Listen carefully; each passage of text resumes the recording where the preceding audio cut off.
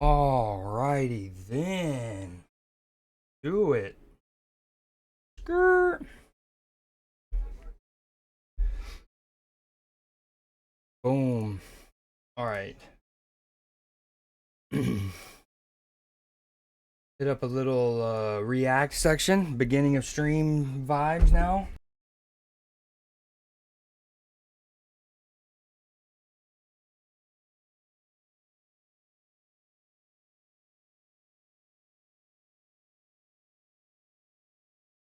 Okay,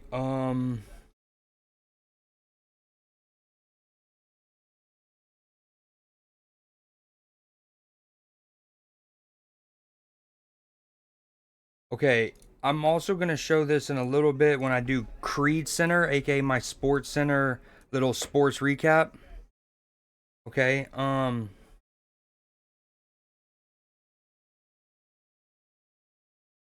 but I'm going to show it now too because this is just wicked.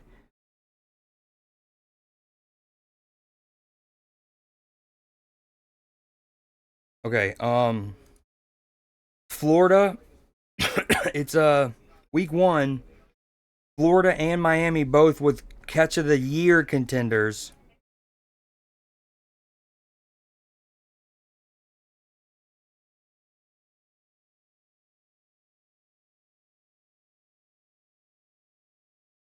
Insane grab. Insane grab.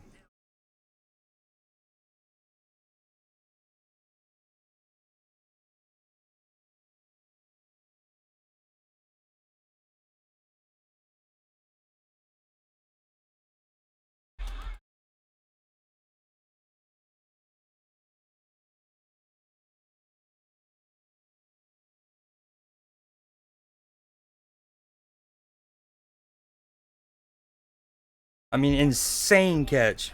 Odell, like, yes, a lot of examples now, but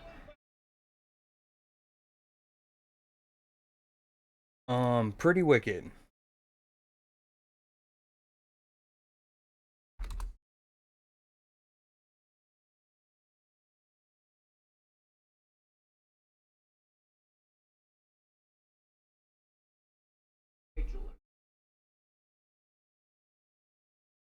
Process. Everything was handcrafted.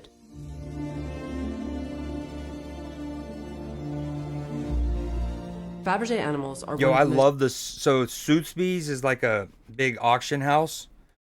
And their account's pretty dope because it's kind of like a real life or not like higher end antiques roadshow, I guess. Inventive, hardstone objects created by the House of Fabergé. Any animal that you can imagine created out of a stone that matches its characteristics. Oh, that's cool. Minerals that come from the earth that are really rather humble, that a craftsman has teased an animal out of, has thought, what is this boulder? What can it be? What is this piece of agate? And then has worked with the stone itself and the qualities of the stone to make animals in either lifelike or humoristic poses. The emphasis was not on a big stone. He was more interested in taking humble materials and setting them with small diamonds or delicate gold feet. The sum of the parts was not necessarily very expensive, but the ultimate product was because of the imagination that went into it. Fabergé turned his hand to a lot of the designs, but then it is kind of wicked because, again, we all know about the egg, but the fact that he did all of this. Employed all of his different workmasters to actually create them for him. There's a famous story that if you walked into your workshop and you had carved the owl, but you hadn't set it properly, or you were working on a frame and he saw any flaw in your enameling, he would smash the object on your workbench. That's kind of messed up. And you would commence again. The collection of Fabergé from Castle Howard is one of the last amazing collections of Fabergé animals in private hands. Some of the top lots in this collection are certainly the Siberian ibex. The use of agate in these two studies. Oh, that is cool. So and the way it's thoughtful, sitting like the lightness Speedy of the does horns and the sometimes. hoofs versus the density of the body. Other top lots include an anteater in bloodstone. You can see how a sculptor really had fun releasing this object from its bloodstone origin. I love the birds with their gold feet. I love the small Chalcedony elephant with one raised ear and the way the light goes through him is absolutely extraordinary. And then you have an obsidian rhinoceros. Obsidian is a volcanic material and it's essentially glass, and it almost has like an oily, incredibly reflective quality. And as you hold this rhinoceros and move it in the light, you really can see its wet, leathery, but beautifully shiny skin. So that's another real highlight for me. It's an exceptional honor to be the temporary custodian, or I guess zookeeper in this instance, of these objects. But it is really thrilling to think about working with collectors to find them wonderful new homes.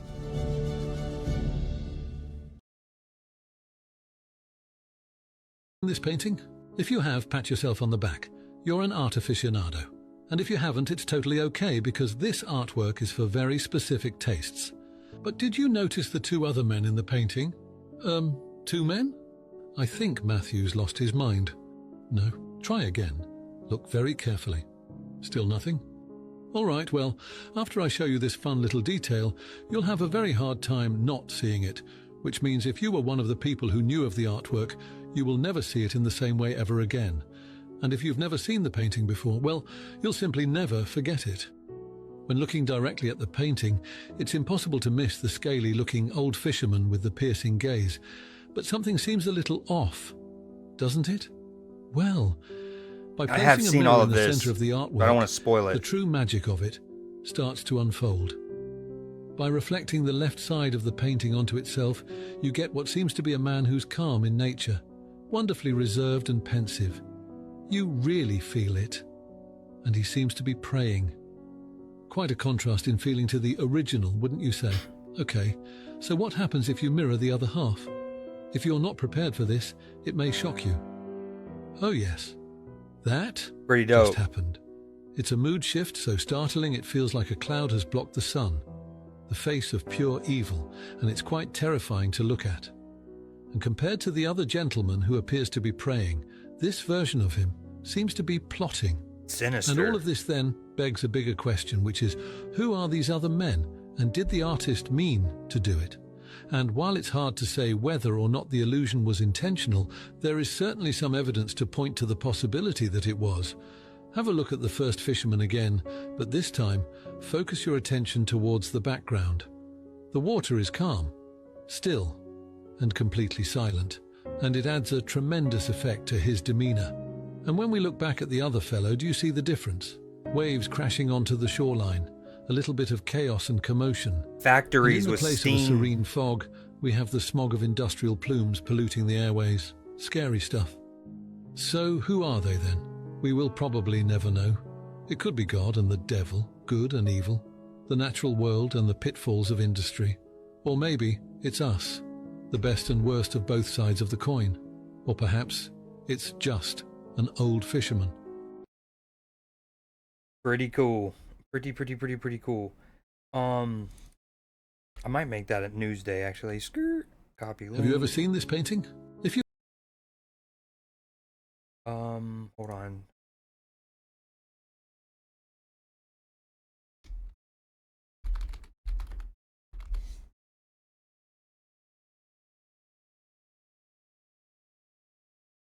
Yo, what up, Blue Jay? Never gave us How's The Sims going?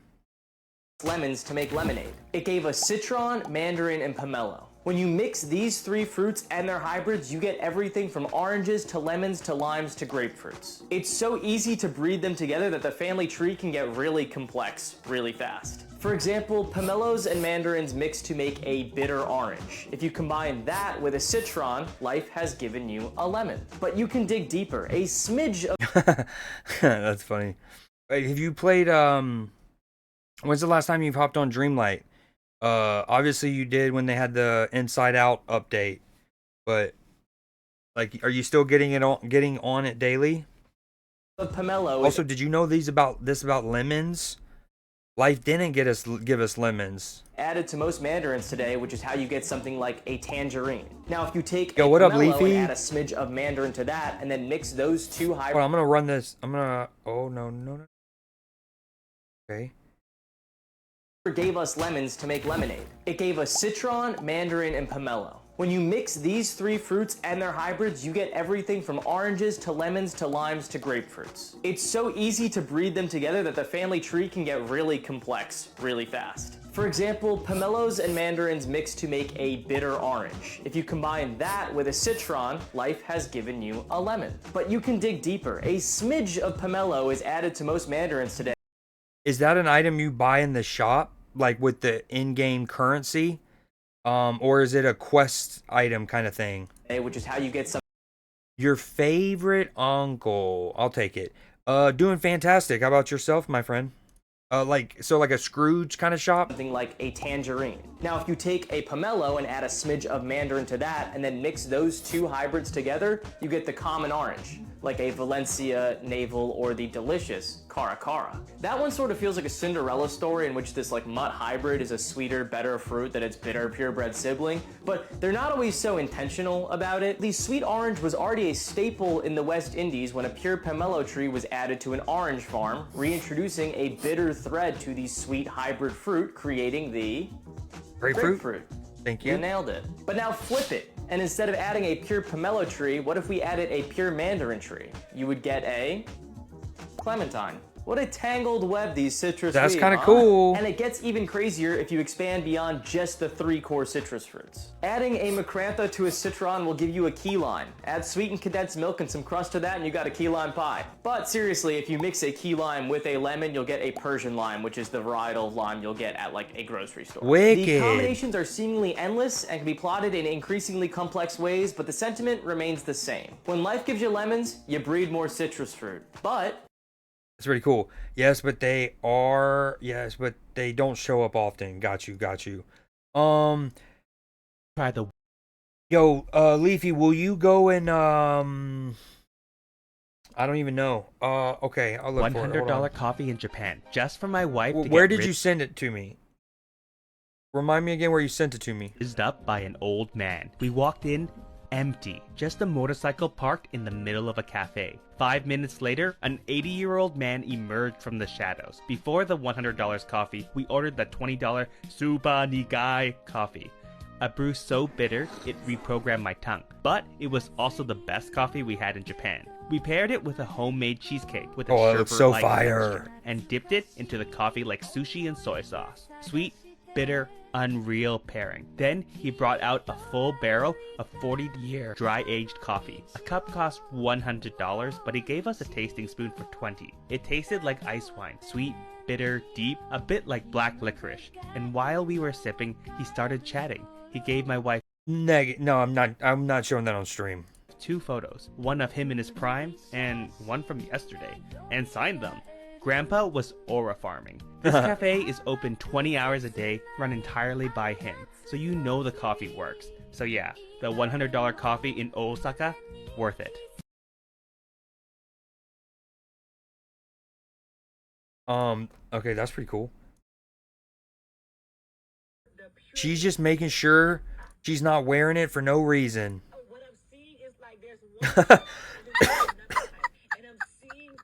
That's great. Yeah, no, yeah. I don't hate getting reels, but that's a lot. This next thing I'm gonna show is on Newsday for tomorrow night. It is definitely gonna be something I show for Newsday, but I'm gonna go and show it now as well. His own character. Gosh, there you go again.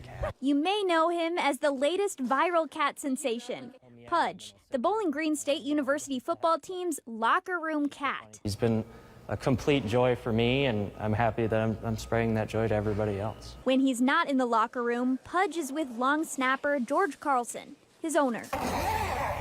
During training this summer, Carlson brought Pudge in to boost morale. We had a practice, a player went down. A lot of people were pretty sad and down, and the next day we had an off day, and I thought, what better thing to bring in than my tiny little cat. The team quickly adopted him as one of their own. I would say it's an unlikely combo. You don't think you're going to see a 300-plus pound man holding a small cat or, petting a little kitty. It doesn't match up with how the personalities are. The odd pairing captured the hearts of students on campus and beyond. I think Pudge the Cat's amazing. I thought he was chill. He seemed cute. It seemed like a nice thing to have in their locker room. It brought a lot of attention to BG football. Now rising to the point where Pudge is the team's unofficial mascot. Orange eyes, orange fur. He's the theme. It's kind of funny how that worked out. Carlson said the fame hasn't gone to Pudge's head. He doesn't know what's going on a lot, I think. He kind of just chills out I think. enjoys life. Carlson said the cat remains his calm but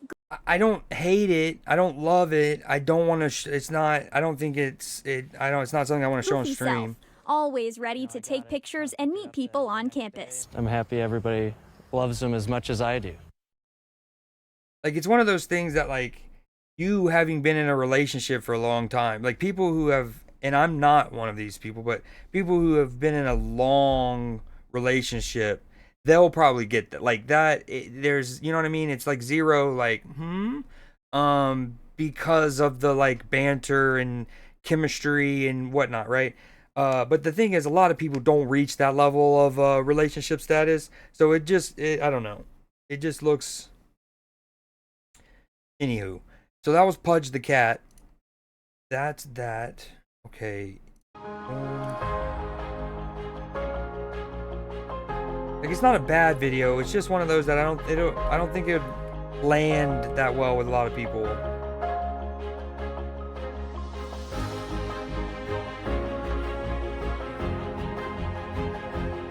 Hold on, what's going on here? This trash collection system sucks. Haha. Looks like a washer, like a washer and dryer. The Norwegian city of Bergen is known for its quaint wooden houses and narrow streets.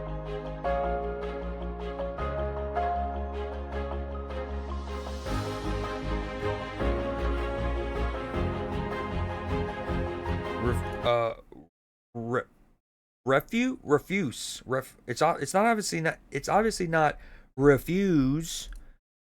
Refuse trucks had trouble accessing its narrow streets. What up, Sauce?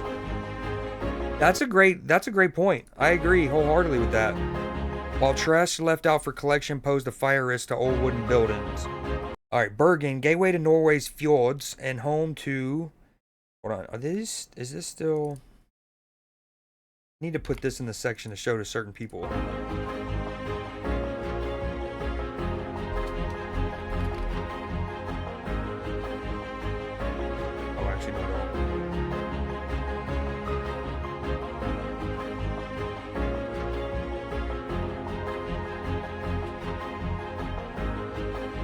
So there's like a underground, under the narrow cobbled streets, you got, it whisk garbage away and essentially, wait, hold on, what's going on here?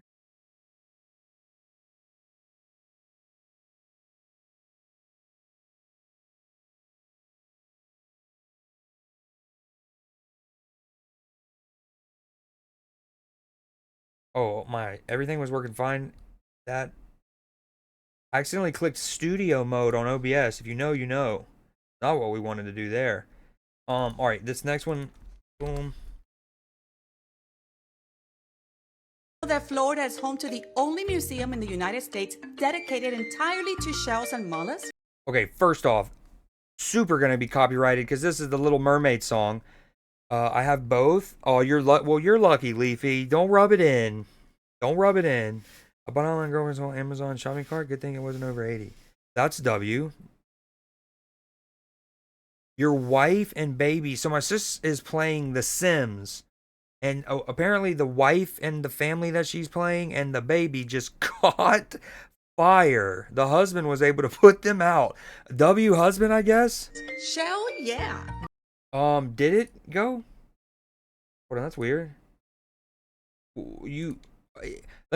Before you even say anything, I'm gonna guess that if you subbed, it was with your Prime, because if so, for years, I do not get notifications if people resub with their Prime. Like, oh, you can't see it right now. I'll show in a minute. I'm almost done showing these videos. Welcome to the Bailey Matthews National Shell Museum and Aquarium, perfectly situated in what might just be the best shelling spot in North America. Get ready to dive into a world of wonder. Explore the stunning Great Hall of Shells, a jaw-dropping gallery with soaring 30-foot ceilings showcasing incredible specimens from every corner of the globe. But my absolute favorite, the living gallery of aquariums and marine life, featuring colorful corals, fishes, and around 60 species of mollusks, including the giant Pacific octopus. This big boy has 8 arms, 3 hearts, blue blood, and tips the scales at about 90 pounds. I thought she was going to say, so she was like, 8 arms, this, and then I thought she said, and tits, and she was going to go on, but she didn't. The living She said, and tops out at. Gallery also has 2 large interactive touch pools where you can get hands-on and learn about some of the coolest. Okay, well then that makes me really weird. So you might, refresh chat real quick, because I don't have, like, no notification popped up and nothing's in my activity feed, and I need to fix that if so. Maybe a little ugly mollusk from Southwest Thank you for the Florida sub, and the Pacific first and Northwest. foremost. Have you ever visited this shell-tastic museum? Shell-tastic Museum in Sanibel, Florida. National Shell Museum and Aquarium. Oh, this is cool. While documenting Bedouin cave dwellings in Jordan for National Geographic, this photographer captured this footage of a camel and its rider silhouetted against the desert sun. To escape the heat of the desert, Bedouin tribes dwelled in the labyrinth of catacombs, passageways, and chambers of Petra for more than 2 centuries. That's pretty sick.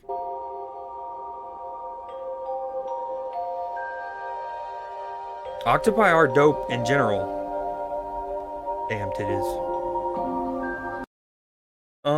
Yo, Blue Jay, is the wife and the family somehow mad at the husband for something? Or like, surely I'm guessing he should have prevented it or something? You know how them Sims characters be. To these Amazon-themed delivery missiles, and to proposing that Amazon adopt a new delivery method. They could do 30-second delivery and deliver our packages via missiles by blowing up the front door and shooting the packages in at 10,000 miles an hour. So step 1 was to cut a bunch of aluminum tube to length and then bring it over to the milling machine. Instead of delivery drones, he's shooting them out of SAM missiles. That's so funny. They cut windows in it, and the missile body was made of 3 parts, and when those were done... She was embarrassed? Oh, wow. Do they, like... do they get injuries in the newer Sims? Could they tear their ACL and that affects the character for the rest of the save file? And or does she have like 3rd-degree burns? And I started cutting out the fins, but pretty quickly I gummed up. Yeah, the that's true aluminum too, cutter, Sauce. Can I ship you rattlesnake? And Sure. when that was done, I deburred everything and started assembling the No, rear just section. kidding. Don't do that, Leafy. Of the missile.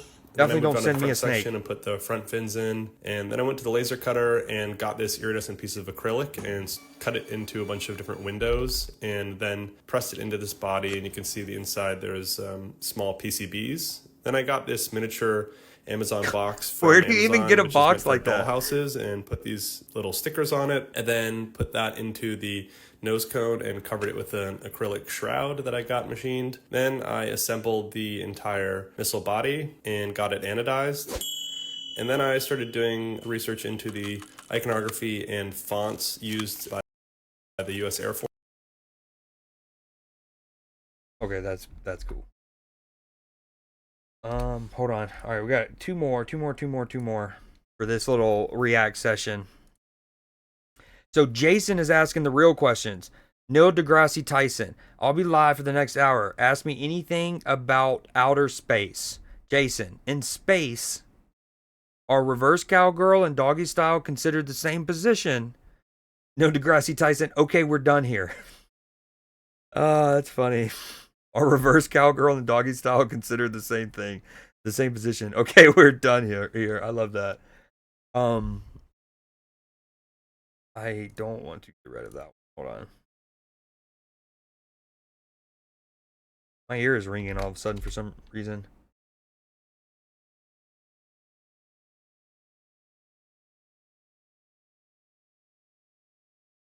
Okay, hold on. Last one for now.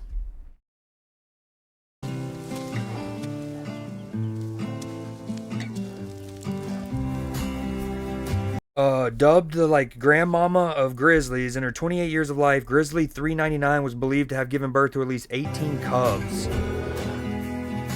Left his green anaconda with me for a month, bit me every time I handled it. Doesn't have a P.O. box. Well, if you actually sent nice gifts and not like live animals who might, you know, if like I don't check the P.O. box for a while, they just get left and die, and like we can't have that. But like actual not that kind of gifts.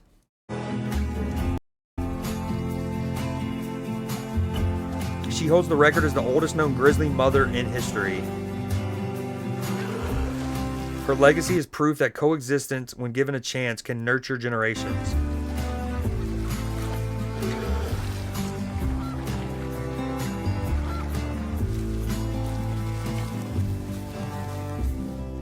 Grizzly bear populations in Grand Teton National Park have more than quadrupled since the 1970s. That's great for like conservation, but also what's the like, and I talk about this with other Newsday things, right? Several of the Newsday articles over the months have been conservation based. And again, one of my good friends that's a girl does it with like panthers and stuff currently in South America. She was in the Pacific Northwest, all of that. And the concept of overpopulation leads to overgrazing, and that can hurt things. I wonder what certain numbers are with certain of these species. Like one of them we saw where it's like, you know, it was an animal that it used to have tens of thousands, and then there were just like 20 of them, and then now there are 6,000. And so it's like, I wonder what the threshold is for certain species on too much. Because, and again, in the Pacific Northwest, there was too many elk. So they had to try to get the wolves, which had migrated up into like British Columbia and Edmonton and whatnot, Alberta. They had to get them to kind of like migrate down to kind of kill some of the elk, yada yada. So I wonder if it's quadrupled since the 70s. When is there too many grizzly bears? What's that number?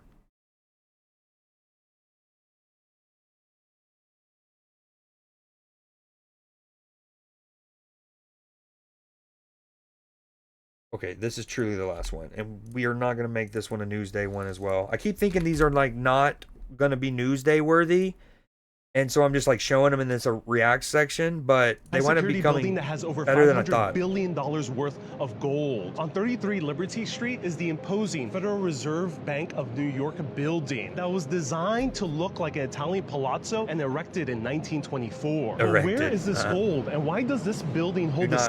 Send him a snake. Agreed. Significant percentage of the world's gold supply. For that, we have to go back to October 1907, when there was a panic in Wall Street after a failed attempt by cunning financiers to corner the copper market. This panic spread across the nation as bank after bank started going under. Then, the most powerful man in America at the time, financier J.P. Morgan, colluded with the country's biggest financial institutions to bail out the banks and save the U.S. from economic collapse. In order to prevent another financial panic from ever happening again, Senator Nelson Aldrich gathered 5 of the nation's top financiers for a secret meeting in Jekyll Island, Georgia. Their mission was to Jekyll Island of all places. Figure out how a central banking system can be implemented in the U.S. This wasn't anything new. It dates back to all the way to the American Revolution with the ideas of Alexander Hamilton. In essence, a series of private banks subject to government oversight. So not fully private, but not wholly public either. President Woodrow Wilson signed the Federal Reserve Act into law in 1913. Establishing 12 different branches across the country, including this one. But what about the gold? Well, it's 80 feet below my feet right now. It's the largest. That's pretty cool. Like, hey, it's like he's showing something modern. Like, hey, if you're walking on this street, you might not know, but there's $500 billion underneath you in gold. And so like, but then he throws in the history. Gold reserve in the entire world. It has about 6,900 tons of gold in a vault. It's about 8 to 10 feet thick steel with reinforced concrete walls, all hermetically sealed. That's 507,000 bars of gold right here. But 98% of it is actually owned by central banks of other foreign nations. There have been no attempted heists as far as we know, but one has been depicted on film. That is Die Hard with a Vengeance, starring Bruce Willis and Samuel Samuel L. Jackson, where the villain, played by Jeremy Irons, is with his team disguised as subway car repairmen, and they go into the New York City water tunnels in order to gain access into the vault. They actually escape with $140 billion worth of gold using 14 dumpster trucks. But according to the DVD commentary, the screenwriter Jonathan Hensley recounted that he was approached by the FBI because they were suspicious that he knew a little bit too much information about these vaults. He simply told the FBI, "I know all of this because I took an official tour." Let me know, do you agree with the Federal Reserve System? Stay financially stable, my friends. Okay, pretty cool. All right, so we are going, that's like the react section. I'm gonna do a little sports here for like 15-20 minutes. Little Creed Center, recapping some of the incredible plays of the weekend.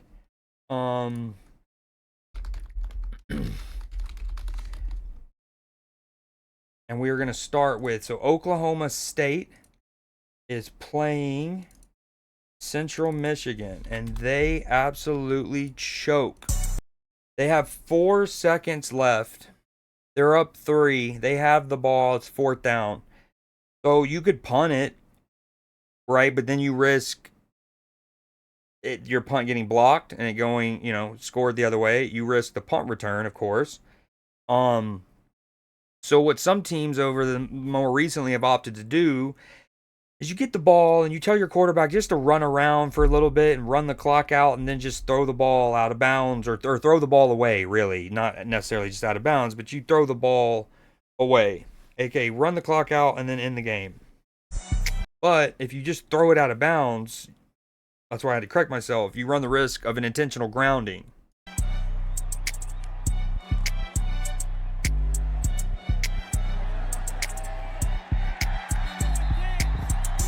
So they think they've ran off enough time, but there's no receiver in the area. Number 2 was still in the pocket, and there was no receiver in the area. That's a loss of down foul at the spot of the foul, and there will be one untimed down. First down, Central Michigan.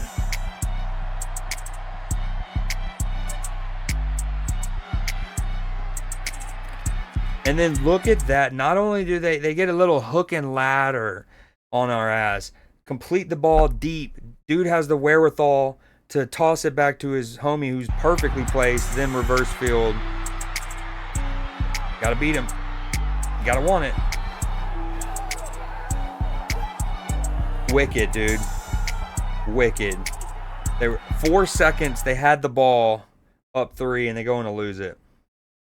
So the University of Florida, Miami and the University of Florida had 2 catches this weekend. Both, I know it's week 1, but both might legitimately be catch of the year nominees. Got his Gator tag registered. Some of the best catches you've seen in years. Nice size. That pancake is ruthless. Look at this grab. Wow. What a catch! OBJ-esque. One-handed grab for Nell Brown the third.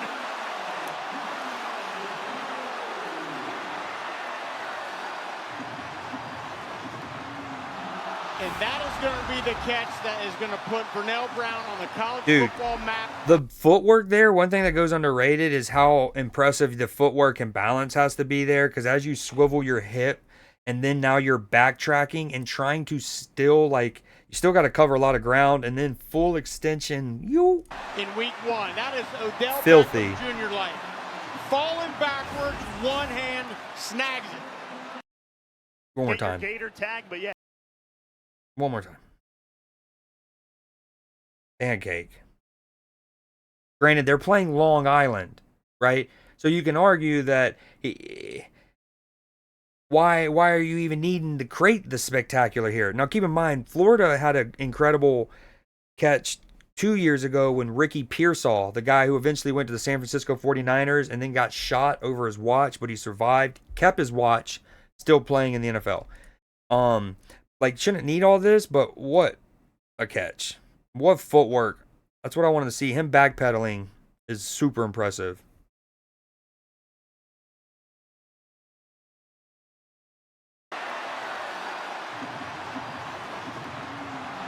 And that is going to be the catch that is going to look at the, dude. Nell Brown on the I want another angle of it. I would love to know how much ground he covered.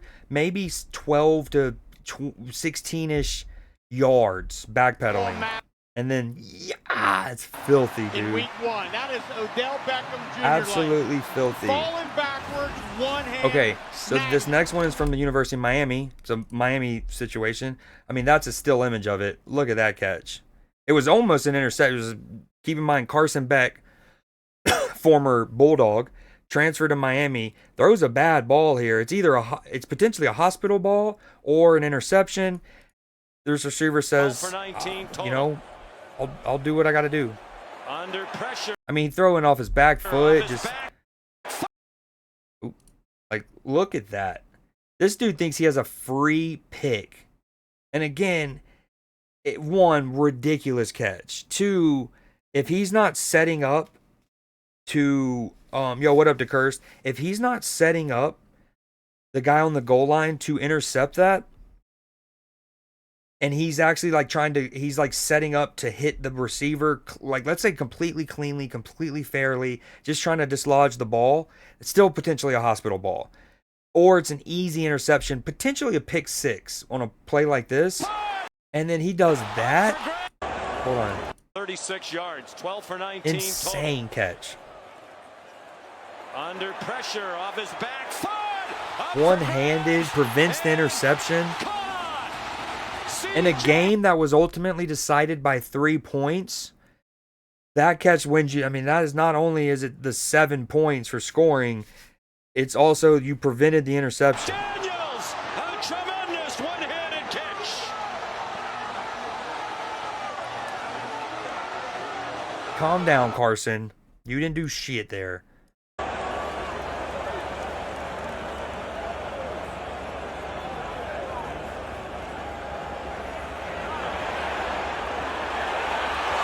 Incredible catch. So brave. Like, that dude's like, I got a freebie. I guess you could say that was on the money. I mean, that is an unbelievable catch. Now, he does bobble it a little bit through the ground, but does the ball ever touch the ground is the question. Insane. And I hate to be focusing on the state of Florida so much with these, but these are what I have. Also, shout out the Instagram account Film Watchers. I watch a lot of his videos, but I wanted to show this one in particular. By Florida State, for example, that end-around touchdown was set up the entire drive by Florida State. Earlier in the drive, they're going to motion this left side receiver on this jet motion towards the strong side, and you'll notice that Alabama responds by rotating this weak side safety back and then rotating the strong side safety down. Now, they also pull their right guard and right tackle to the left, so that's going to hold both the Alabama linebackers from pursuing this jet motion too hard. Now, it ends up being the strong safety rotating down who ends up making the tackle, and it holds Florida State to a small gain. Now, just a bit that's later honestly in the drive, one thing he doesn't mention, because this is about FSU who won the game and about them setting up a play later. Brilliant play calling. Love these. But if we refer to the break those down, that's actually a really good play by that outside leverage player, number 4, I think, for Alabama to stand up the bigger tight end, make that guy have to stretch it, which then allows the safety they run the ability to close jet that down motion with that same receiver towards the strong side, and this time they're pulling the left guard to the right on this power step. They're running a quarterback power, and this time the linebackers do not get held. All the DBs and linebackers, they're all pursuing hard towards that jet motion. Their eyes are in the backfield, their eyes are on the puller, and it can set up something nicely in the future, but this time that quarterback power just picks up 4 yards. So now the next play, you run another jet motion, this time once again towards You're the setting strong up the side, end around. and this time you see they pull the left guard and left tackle to the opposite side of that jet motion, but this time you see that the Alabama linebackers, their eyes are on the jet motion. They're flowing towards that jet motion side because Florida State has conditioned them to be keying on that jet motion. Finally, we're to our touchdown play where you got another jet motion working towards the strong side. You see the nickel's going to rotate back. The strong side safety is going to rotate down towards that jet side, and this time they're going to pull the left tackle. They're going to pull the left guard. guard. They're pulling to the right, so it gets the entire defense So working good. towards the offense's right. They're flowing hard that way. You fake the give to the running back. You got the jet motion. All this misdirection is pointing towards the right, so you get everybody flowing that way. Then they flip the little end around back, so it's going the opposite direction. Your left tackle fake that little pull and then comes all the way back, seals the block, and then you got your speed demon wide receiver take it all the way to the house. I loved how Florida State set up that touchdown. That was a brilliant play design and play setup.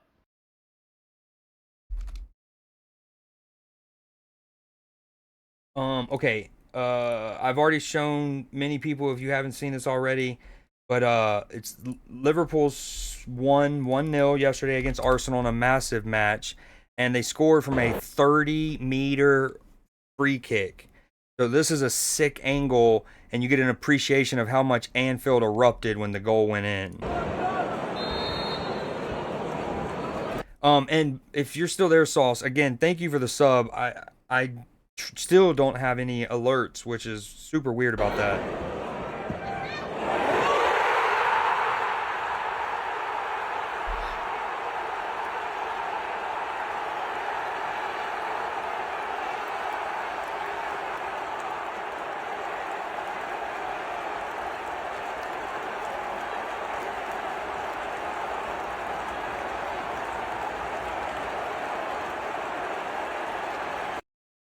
So dope.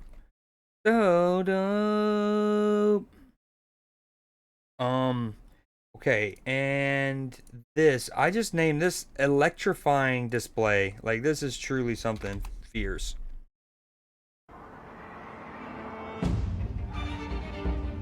Yo, Blue Jay, if you're still there, you get a second, pay it this. I know I've been watching sports, but watch this. This is nuts. I'm going to run it back from the top. Lock it in here. This is wicked. It's like interpretive dance. I've never heard of this prior to seeing this video yesterday or earlier today. It's like interpretive dance mixed with like the dog show where you get them to do the things.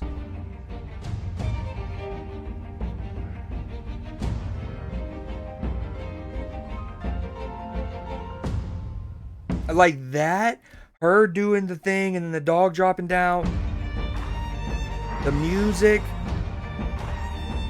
I mean, this is incredible. This is athleticism at its finest, coordination, peak human form, and peak animal kingdom.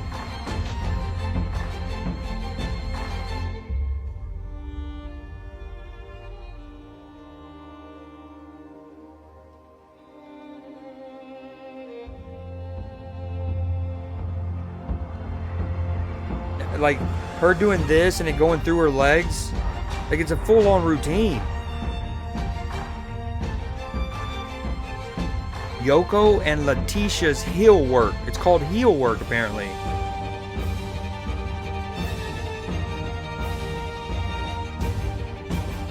Oh, that's cool. I didn't watch all of it, obviously. Oh. Dude. So cool.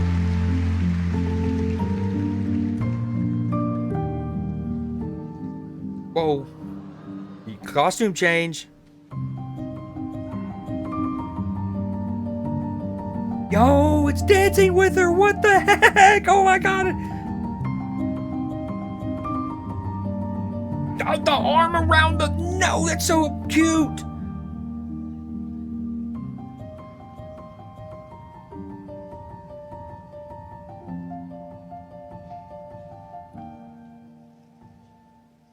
Oh. What a lovely flowing routine that was. I mean, wow. Super wow. Musical interpretation. I mean, Yoko was on form there. I think Letitia will be very happy with that. Just incredible. Absolutely incredible. Okay. So, Last of Us Part 2 now? Question mark?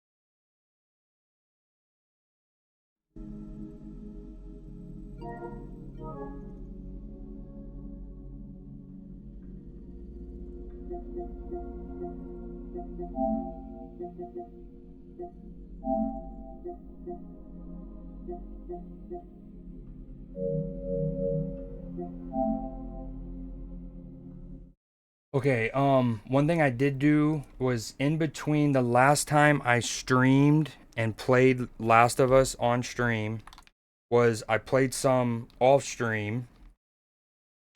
And I didn't record it on my PlayStation like I used to do, and then I would show it here on stream.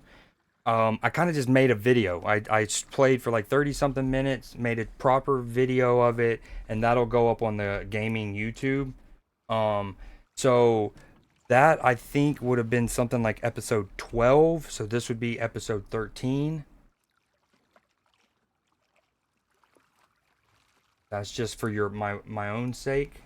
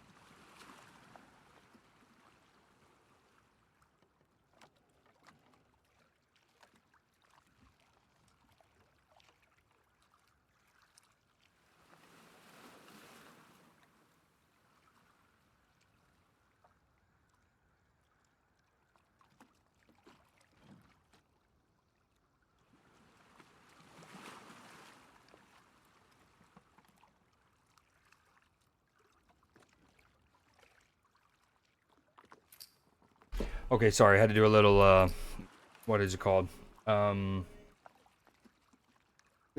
Clerical work.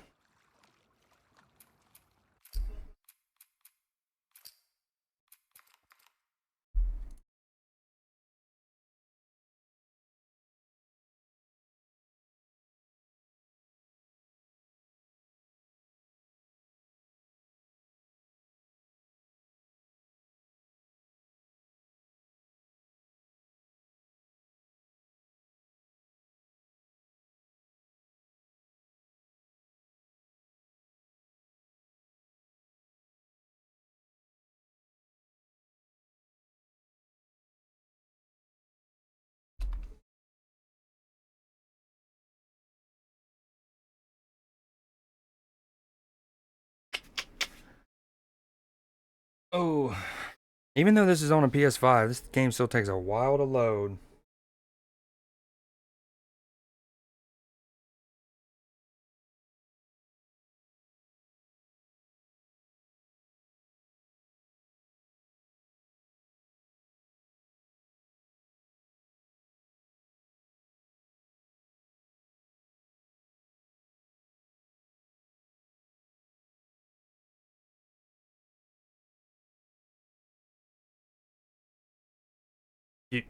You guys, what you cats up to? For those out there lurking and whatnot. Getting over your Monday blues? That's the goal. Yo, this is taking forever to load. Okay. So the last section, what we did in the episode before this was we basically finished up at the TV station, and then you run down this like little trench. You get shot at by like the wolves.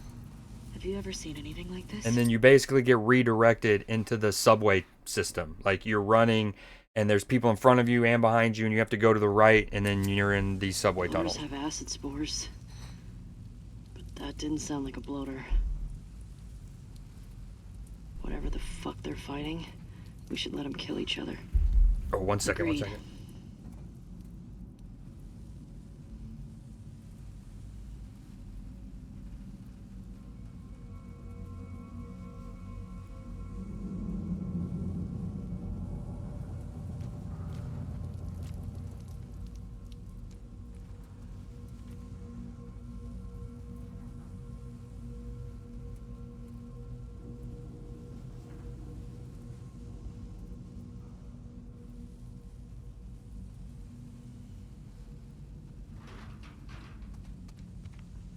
Mash it, mulch it Monday. Mash it Monday. Getting games mashed off my backlog list.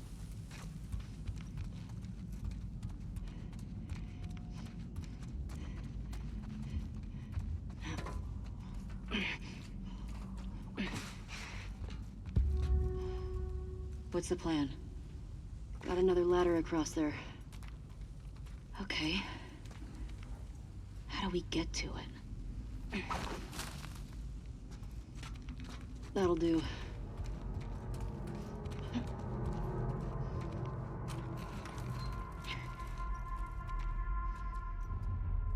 Glad I checked this door.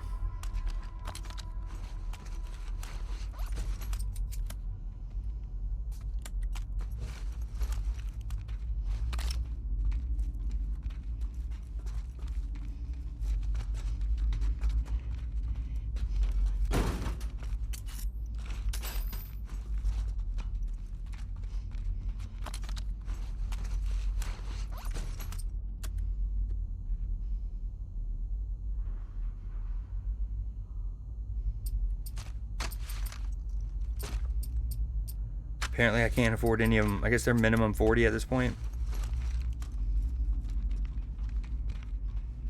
I almost missed that like 13-ish right there.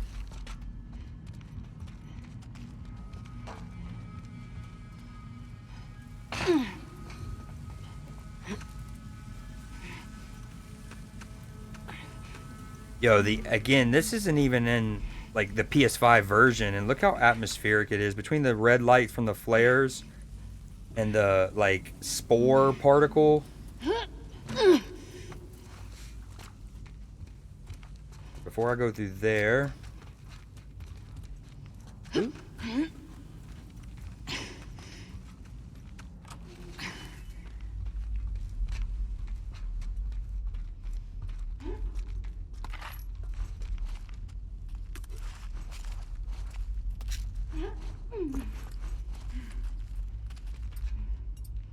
I think, hold on. Oh, you know what's kind of frustrating? I'm pretty sure I already had 3 med kits. So instead of the game just like, oh, hold on, maybe I spoke too soon. So instead of the game just like going like, nope, can't pick it up, and then that way you don't waste it, and like maybe I need a med kit here in a second, I can come back and grab that to top me back off, you know? I think the game just made me grab it. And you lose it. You charge it to the game. Although it I don't think I'm gonna get a chance to get back to that room, so whatever.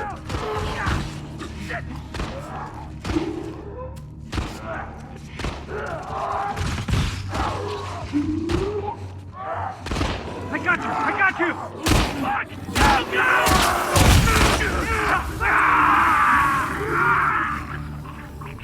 you! Wow, wicked. A bloater. Also, volumes are so hard to get right. Like, you set it to a volume and it's perfect. You hear the atmosphere, you hear the footsteps, you hear the dialogue, but then the combat happens and it's too loud, so you turn it down.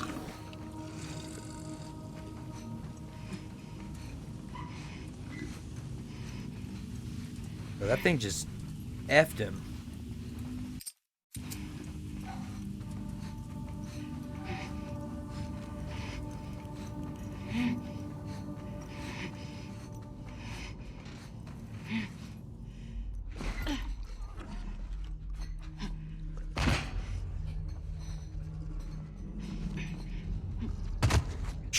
Dina. Oh, that's not good. He's coming right for me.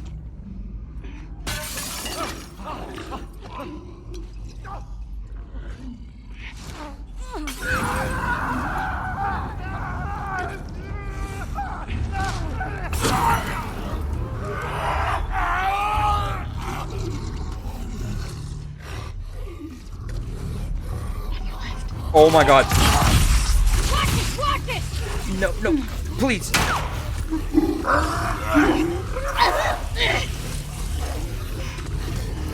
I don't know why I didn't let me go through that window.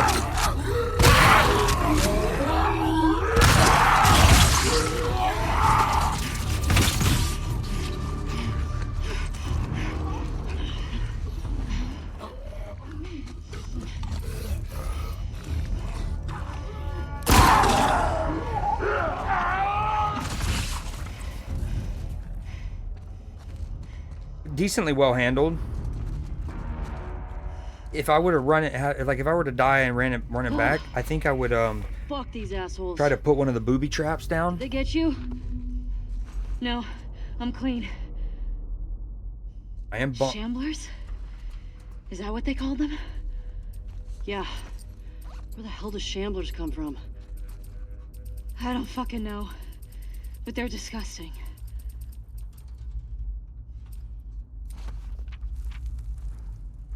Shambler. How are there new infected? I love how she keeps a journal like Arthur Morgan and other characters in games.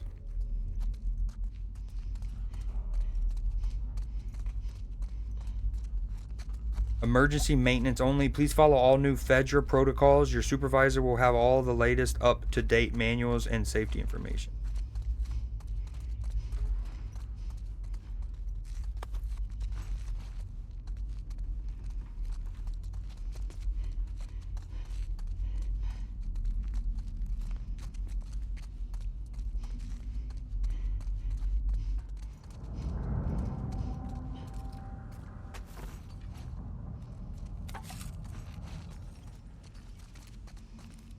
I feel like I wasted one Molotov. The second might not have been needed. Alright, I think I got all the loot.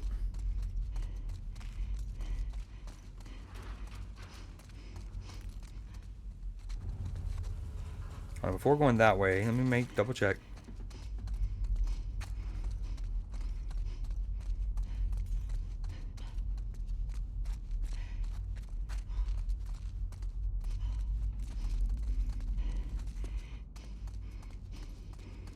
Dude, when it wouldn't let me jump through this window, I think I needed to bash it first, then it would have let me hurdle it or like mantle it.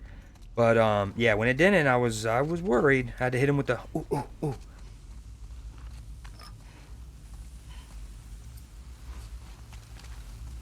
Ugh, look at those acid burns. No, I'm good.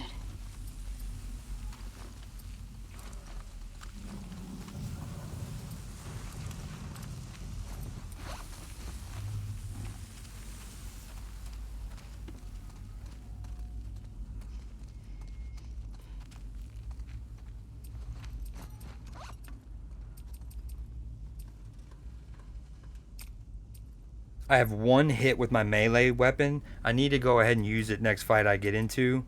That way I can pick up the next melee weapon I find. I feel like I've left 2 or 3 in a row because I had an upgraded one. What is this, duct tape? Man, I need to use... Man, that's really the only thing I have a recipe for that uses duct tape?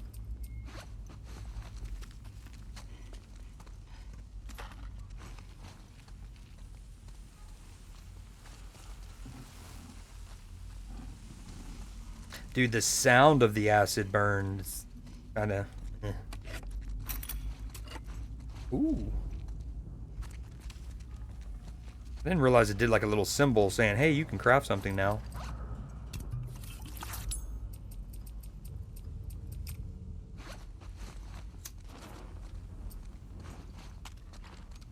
Let's see where this takes us.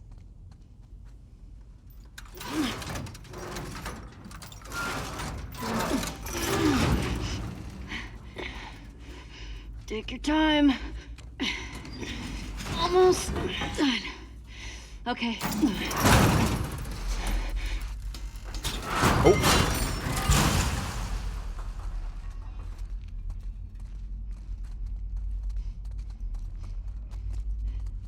It looks clear.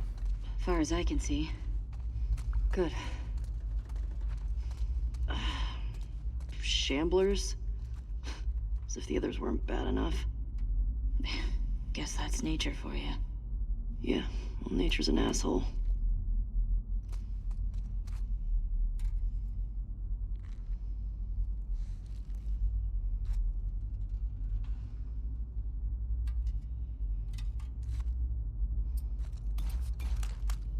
Hold on, we can't have the scoreboard there. I forgot. That's where my guns and stuff. Let's put it right there.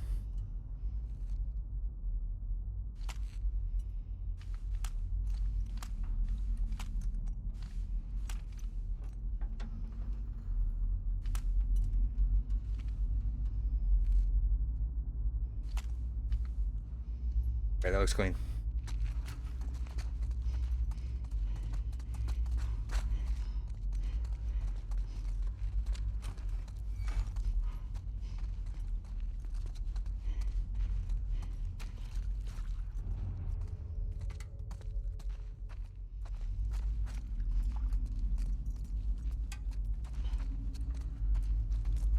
Okay, maybe this is where we officially go. I'm coming back. I'm coming back.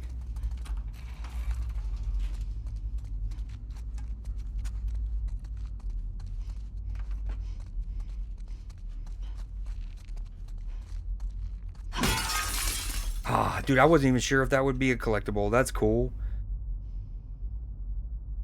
Or not even a collectible, like an interactive prompt at all. The code is 152 blank blank. Okay, enough hints. If you can't figure the rest out, I'm with the wrong man. Birth year? Like the year of her birth?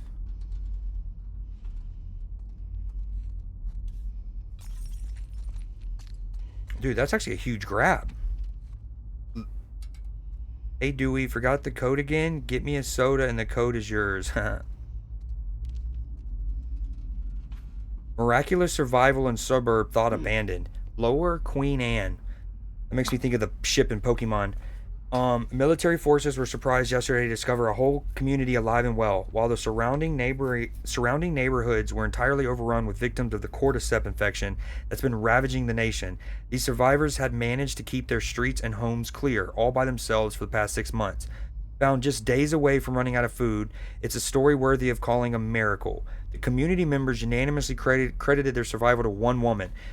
Pause. Obviously, this is going to be like the birth of the scars, which is cool because if you're caught up on the show, as of right now, September 1st, 2025, we have gotten 2 seasons of The Last of Us, and we have gotten introduced to the scars, but not too much lore. This is like more lore than you would have gotten from the show, which is cool. I also love anytime the game, and especially the show, explores the periods right after the infection outbreak, like those first couple days and weeks. Like, I thought that the first episode of the show was brilliant, as not only did it create the opening sequence in the game almost perfectly, like shot for shot, but then it also added its own extra context and world building with like the scene of the people on that TV show panel in like the 60s or whatever, and they mocked the one guy for saying it's possible.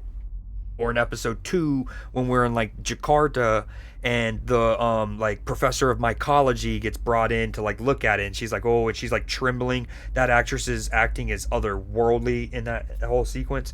But I love those moments when they world build it for us. And what's cool is this note right here alone, which is easy to miss. It's in the corner of a side room, really, right?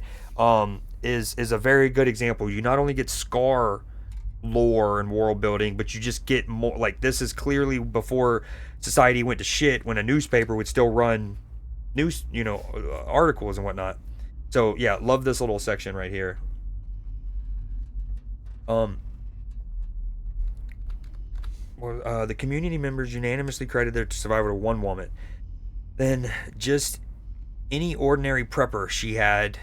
stocked her bunker with enough supplies for her entire neighborhood. When asked what inspired her, her answer was she'd had a vision of sexo amidst a catastrophe, attributing the Outer Banks to a divine retribution. Other survivors were quick to agree. Shadowed in the darkness, she guided us. She guided us. I don't know if I want to do what's it called?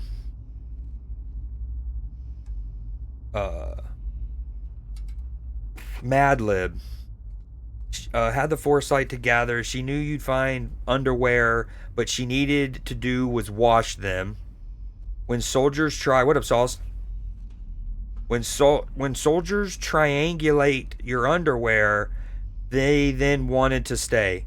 Only requested last them throw up unprecedented danger to the quarantine refused. While keep in mind, like this, because the page is ripped off.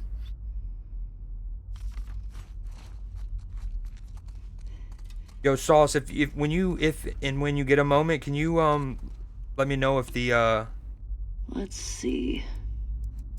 What's it called? If the audio levels are good, like you hear the footstep, and then if I'm swinging and I'm talking, it's not like you drowning me out. Okay, that said 152, and then I needed to know the other two digits, and she said.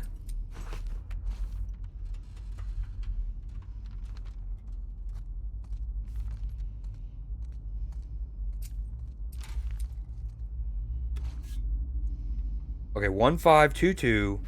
Okay, enough hints. If you can't figure the rest out, I'm with the wrong man. But how would I know V's?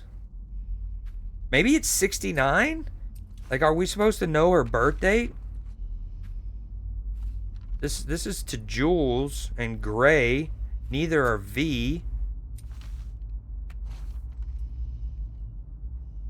Rue and Dad. Okay, appreciate it. Everything is fine. 152. We're just gonna go 69. Maybe that's part of their banter as a couple. W couple. Oh, there is no 6 or 9. 152.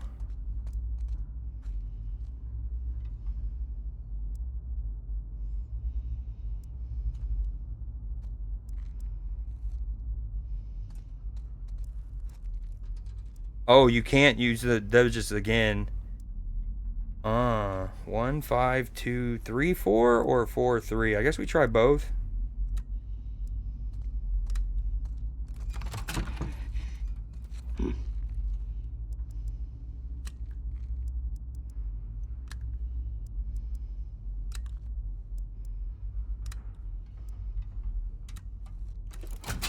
Yes. How'd you do that? Magic. You're my favorite. Oh, big come up. Big come up.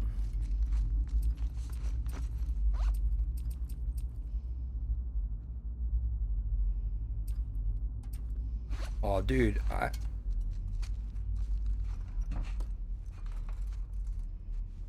I'm like full on all of my gear, really, so I can't craft new stuff to free up slots to get the new stuff.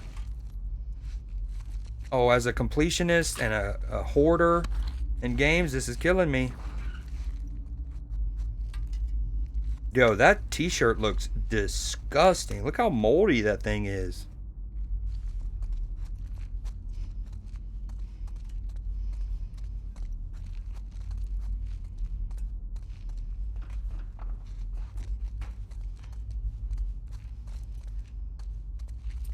Like, I don't think I can go ahead and preemptively craft another, like, yeah, I can't make a additional silencer and hold on to it, although that would be very nice.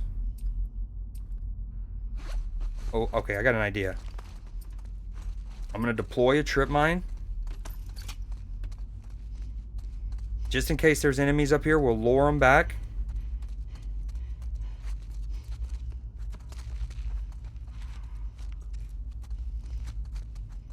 Okay, hold on. Trip mine.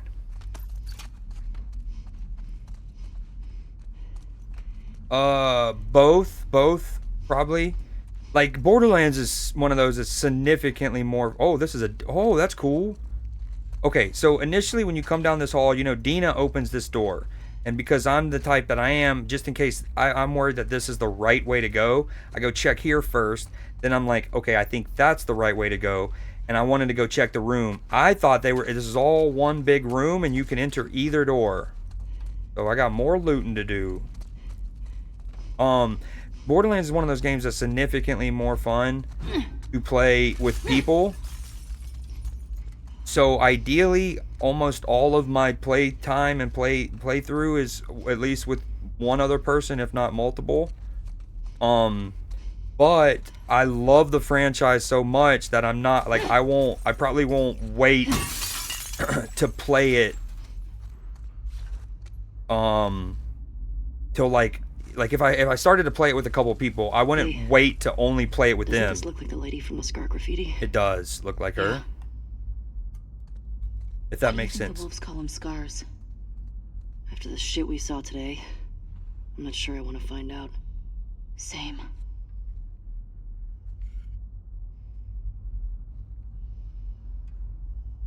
Can I keep this? I hope I tuck it away. Hell yeah. Mine now. Yoink. But yeah, like I would probably play a good bit. Like I can play it solo, but I want to play with other people.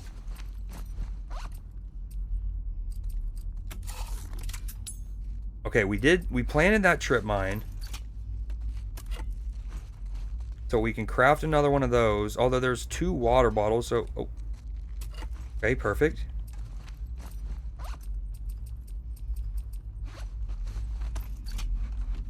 Oh wait, I could have picked that up without needing to craft something. I'm dumb. I think. Alright, that's everything here.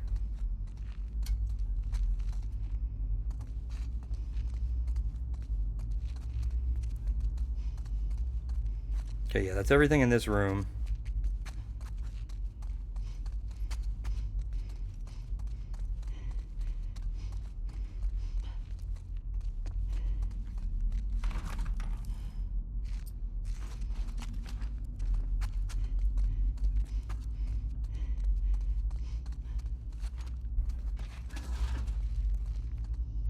It's crossplay, so it'd be perfect for a full group. 100% agreed.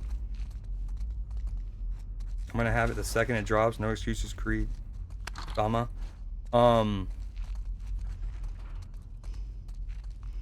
Yeah, speaking of buying games and playing them ASAP, I still need to play Metal Gear. I spent $75 on it and I haven't even started it yet. Dude, me having to leave 2 duct tapes is not ideal. We don't like that. Yo, how do you... Come on, let me in this bitch. I wonder if you can throw or do... Hold on. What if I...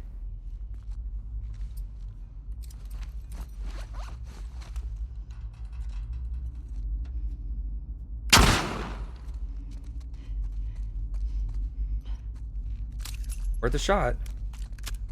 Also, having it be personal based loot drops is great. Yeah, agreed.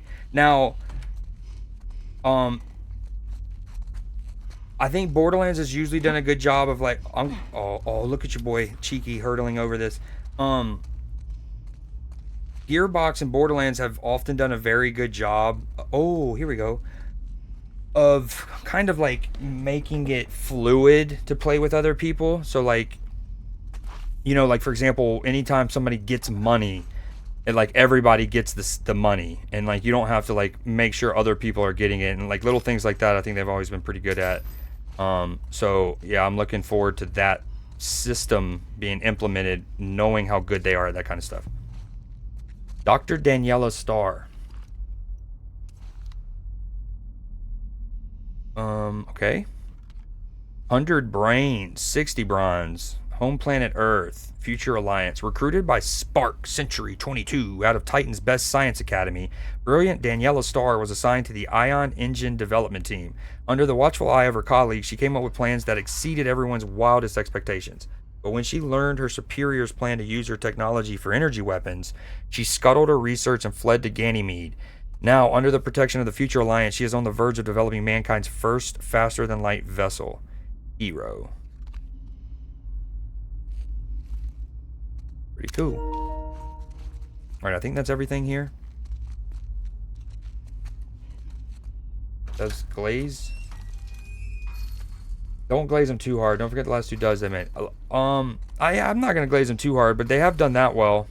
And last 2 duds, so in that regard, you're considered, like you're saying, Borderlands 3 and the pre-sequel?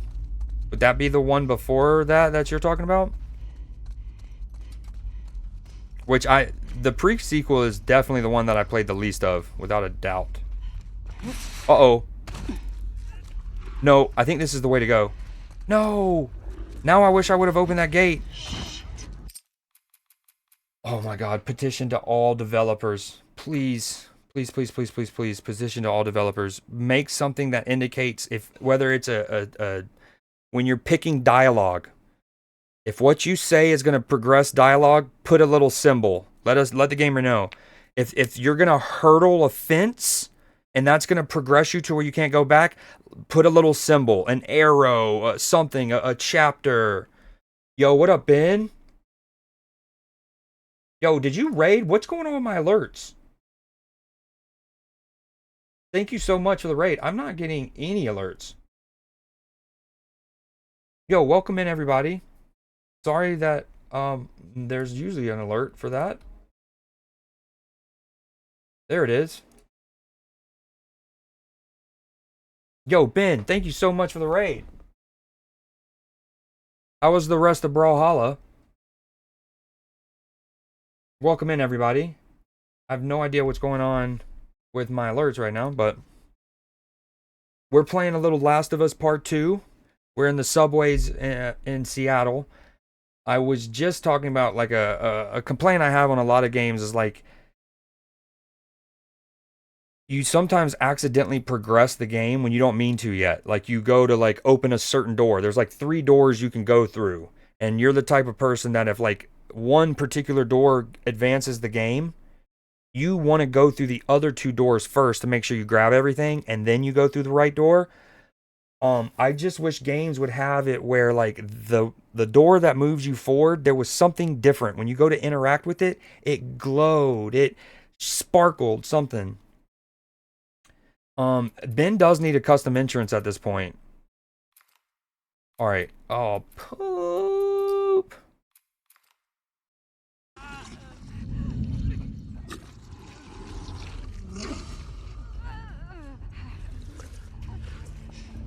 Dude.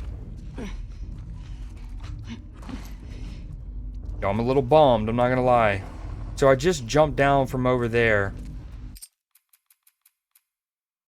The only alternative is to load back my manual save, which would be the beginning of what we've just all done here. Which, honestly, I might do later off stream. Just to make sure I didn't miss anything. I think I'm going to make a separate save. Later off stream, I'm going to load that save file back, play through it, and then just see what I did. And if there is anything over there indifferent, I'll record it or whatever. Yo, I truly appreciate the raid, Ben. Imagine my voiceover. Well, what's YH? Is that yeah? Am I just supposed to say yeah? Well, yeah, raids are weekly here and I love it. Oh, dude, I feel like something's up with my Twitch dashboard. Alerts aren't working. My activity feed's not working. Oh, Tiny Tina. You're talking, so Borderlands 3 and Tiny Tina are the last 2 in your eyes?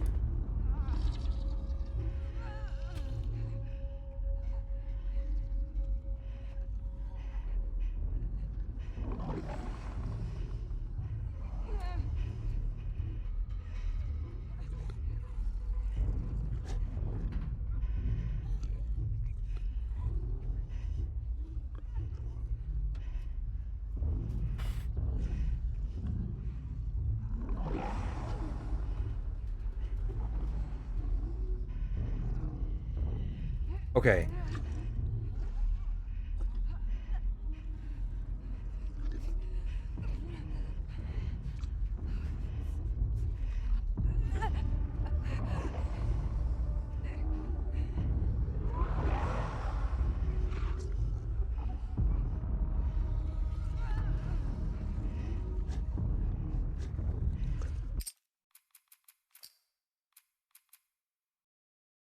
Yo, welcome in, Nim.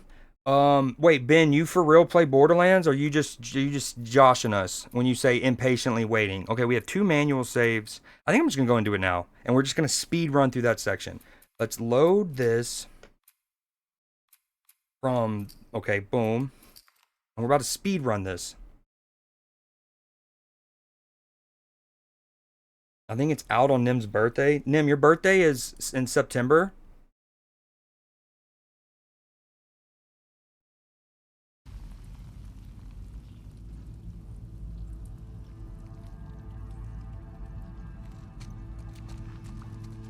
Okay, because... No. Jesus. Have you ever seen anything like this? You played 3 on Bloaters have PS4? acids, Oh, of dude, then course. we're gonna have a squad, and I'm looking forward to That it. didn't sound like a bloater. Although I might not be able to play on launch day.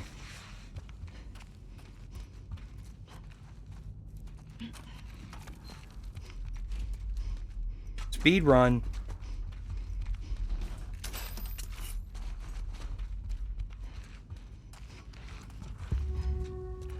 What's the plan?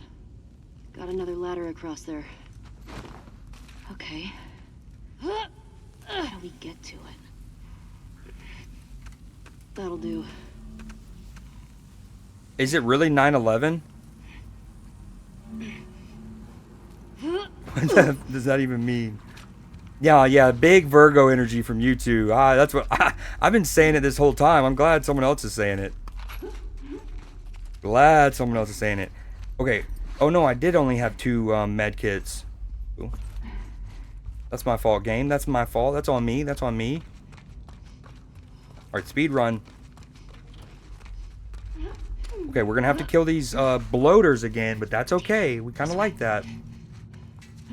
Got another sandwich! Just get out of here! Ow! Watch out! Shit!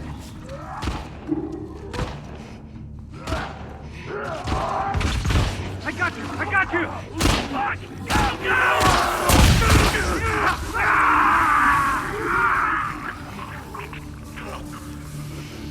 Holy fuck. I've never seen one of those. Me neither.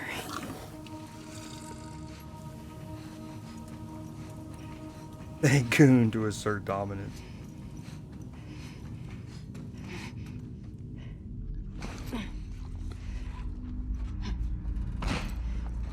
Okay, this is where champions are born and legends are made. Speed run. We start with the brick through the window like last time. We're only going to use 1 Molotov this time. Oh yeah, right on the bloater's juice. There we go. Okay, we're going to plant one of these, and then we're going to have to dip. Don't blow up next to me, please. Watch it!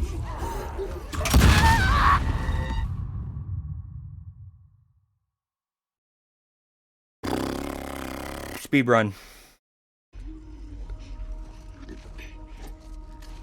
Okay, the trip mines were a bit aggressive, I think.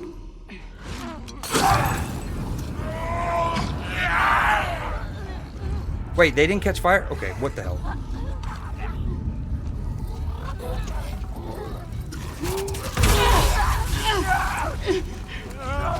No.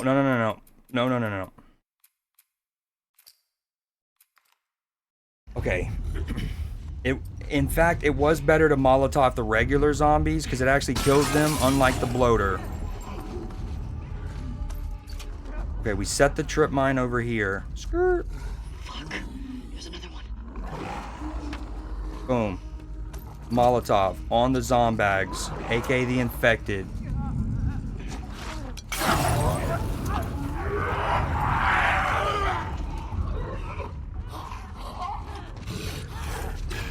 No, wrong gun. Dude, this is so chalk. Hey, he should have been dead to my Molotov. B, I just got farted on. C, we wasted a rifle shot. Speed run.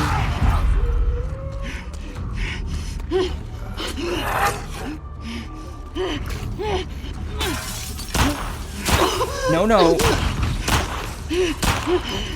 Did the trip mine not kill him? Not a speed run.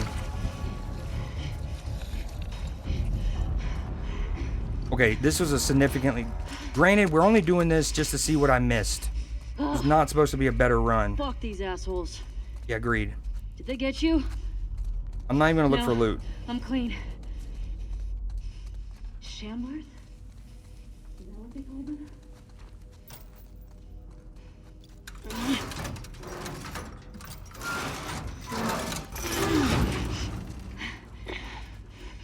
Take your time. Almost done. Okay. Legend has it, it's 5 Virgos, pure of spirit, gathered together and goon in unison. I like where this is going. Their energy will pull together and give birth to the legendary Super Virgo. Ah. As far as I can see. I did hear Chi-Chi and Bulma talking about that when we were hanging out last. Shamblers? As if the others weren't bad enough. Guess that's nature. I'm always a siren. Yeah, well, nature's an asshole. At least for my first playthrough. Okay, this is where we had gotten to. We had done everything so much cleaner than this run. And I thought this was the way to go. And then because I'm, you know, an explorer, I was like, ooh, I wonder if I can hurdle this. You can, but then it progresses you forward. The game doesn't tell you that. There must be a way around. I like your optimism. Okay, so that's all it was. I didn't really miss anything. We're definitely going to load the other one because it was so much better in terms of load game. Let's make sure. Load, manual. Much better run. Yeah, I'm curious. That's the other thing. The characters that they didn't choose, it kind of makes me super curious what's going to be of DLC characters. Okay, I need to mark.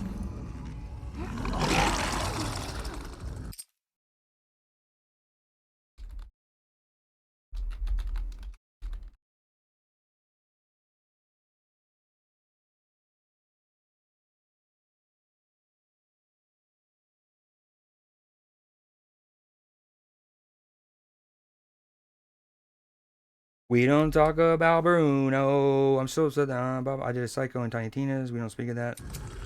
Which one's the one? Is Tiny Tina's the one that was the... Like, it had an overworld and you moved from point to point? What was that game?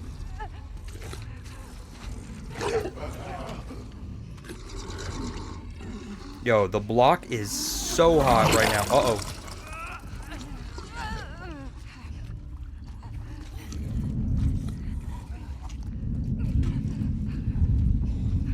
Oh no.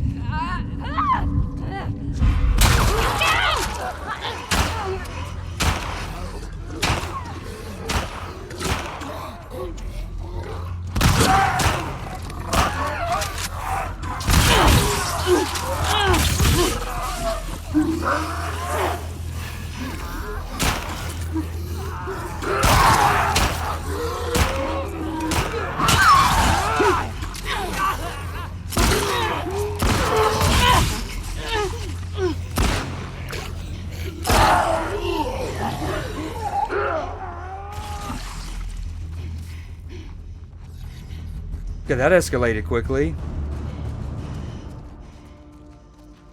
D and D was Tiny Tina's. That's the one I was thinking of, the like overworld moving in across like a board. That was Tiny Tina's. I didn't hate that.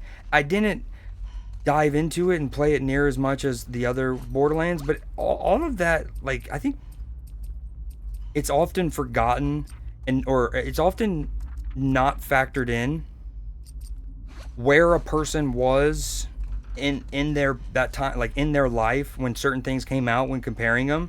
Because like, sure, on the surface I didn't play and I didn't like Tiny Tina's or Borderlands 3 more than Borderlands 2, for example. But also, like, when Borderlands 2 came out, I was in college. I had tons of free time. I was literally living with my friends who I would play those games with. So like, that game could have been the worst Borderlands ever made, and it's probably my favorite because of when and where my life was at when it came out. You know what I mean? Whereas Tiny Tina's, I loved the game itself. I love that concept. But when it came out, I'm like 31 or 32. My best friend, the one that I would have played the most with, just had his kid, so he barely had time to play. And when he did, it was like a random 20-minute session here or there, to where he couldn't even really like hit me up because we couldn't plan. So it's like, it's different, you know? It's like, I actually like Tiny Tina's. It's just I barely played because it wasn't conducive. All right, so I guess we're just gonna have to leave this. Another fight, I should have probably used the trip mine, but I didn't want to blow myself up. Ammo's down bad again. We don't love that. I probably should have silent pistol killed the first one instead of shotgun to the brain. A, because using a shotgun on that kind of infected is a bit overkill. And B, it wouldn't have instantly aggroed all the rest, but whatever. All right, we're going to have to hop through that, I think, at some point, maybe.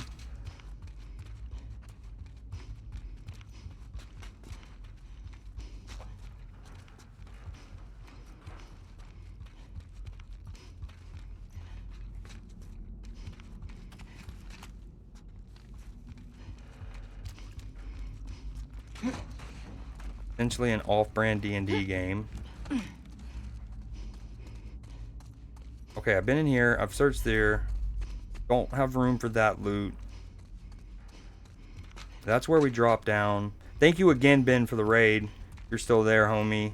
Sorry, I don't know what's going... Like, Sauce apparently resubbed, but it doesn't show in my activity feed. I never got an alert. It clearly did, though, because now I see the sub badge.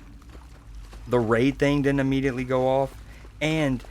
you know, yeah, I'm OCD. Every time I start stream, I refresh all of those alerts, like manually refresh them, just so that doesn't happen. And, you know, ooh, you know, another thing a person could have done, they could have snuck in over that and just snuck by them all. That probably would have been the play. All right, time to move on. You look, oh, there we go. Whew. Needed that. Needed that.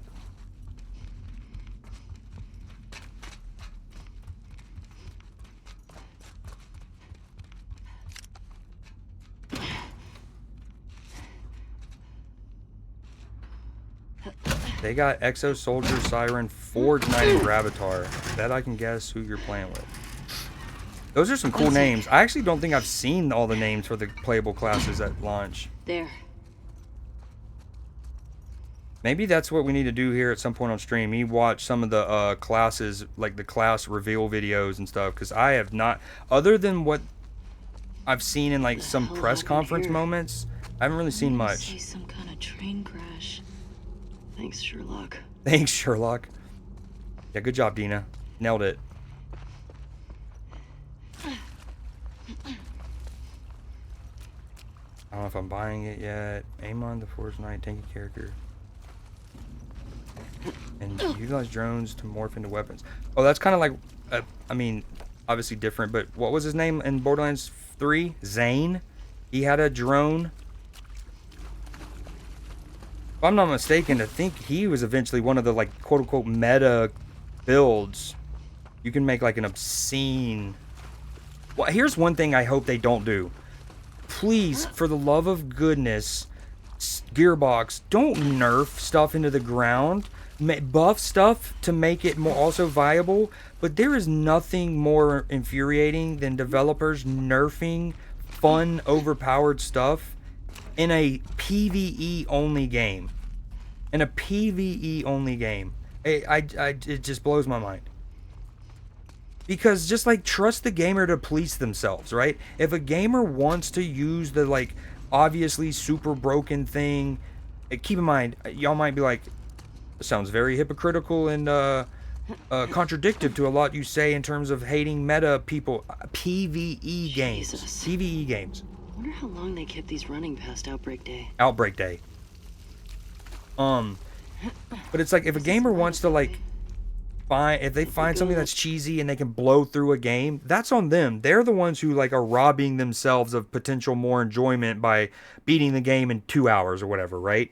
And then you just trust the gamer to police themselves. Like, some people will be like, I don't want to instantly have the best weapon in the game. I want to feel a natural sense so they can police themselves. But that was so frustrating in Borderlands 3. They would like nerf stuff. But my two biggest wants for Borderlands 4 is no nerfing stuff, buff stuff if need be. And unless it's like literally causing the game to crash because maybe there's too many projectiles and the engine can't handle it. That's one thing. Dina? Yeah, coming. So I hope they don't nerf stuff into the ground just to nerf them. I hope they will just buff others. I think I need to eventually parkour over there, or do I do that first just to get loot? And then my other hope is that rare loot is rare. Like, you know, they've already given us codes. I put it in the Discord that gives you keys to unlock those like little chests that Borderlands gives you for loot. And I think that's a guaranteed 5 legendaries or whatever. It's cool and stuff, but like when it comes to god rolls and like rare, like make them rare. Don't spoon feed us. Don't like, if a gamer's like on Twitter going, I've played for 3 hours and I haven't gotten the god roll. Like that's not who to cater to, and so often developers cater to that exact person.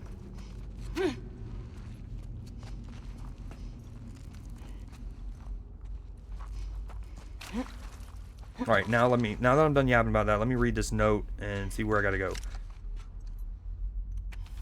A new battle-ready combat veteran with an exosuit. Another letter from Jules. Oh, hey, listen to the sinister score that just popped up. That's really cool because if you look at the bottom of the letter, it has the scars symbol, aka the Colt. Hey Jules, I'm still holding out hope that you're coming. It's unbelievable. The amount of infected down here. I'm starting to admire Zachary. He's a solid fighter in close quarters, and he can hear anything creeping around in the dark. I swear, he's like a bat. Also, he prays for his ailing father every night, and he joins me in prayer for the ones I love and miss, especially you. This phrase Zachary keeps saying, may she guide you. It's what jumps to my mind every time I wonder what's up with you. Maybe there's something greater, someone greater watching over us. I'm starting to sound like a religious nut, aren't I? So, may she guide you, Jules? Travel fast. Travel safe. Gray.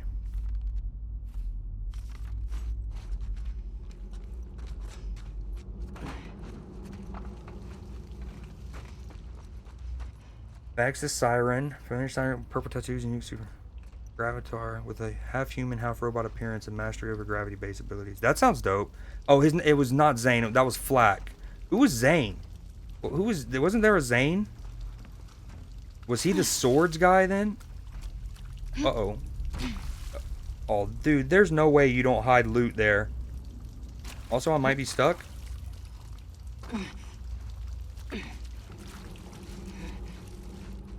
Yo, if there's not loot in here, we riot. It's always PvP in Borderlands, both sides. That's not what I mean, though. Like, that type of PvP is so inconsequential in the entire, like, game. That should not be factored in, and likely wouldn't be when it comes to balancing items and characters and whatnot, right? All of that. Oh, okay, never mind. 2 pieces of loot. I'm sorry. He was the oh yeah, that's right. That's right. Well, that's the guy who I was talking about. Then the dude with the drones is Zane. Yeah, the holograms and his drones. Pretty sure. Hey, let me get you up there. Yeah. Loot, just gaslighting me. Loot keys never guarantee legendaries, even with higher. Well, no, I think those particular ones do. Randy Pitchford said it in the press conference thing. But yeah, you're right. That historically those golden vault keys or whatever have not. Let's rally. I don't think. We're almost out. Lead on.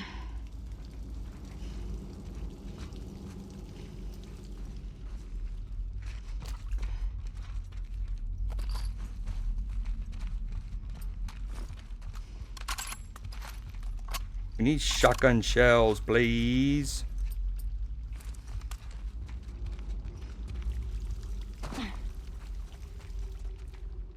Black was the animal guy? Okay, that's what I thought.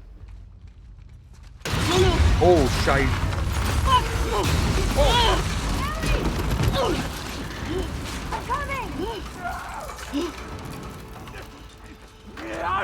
Oh, not what we wanted.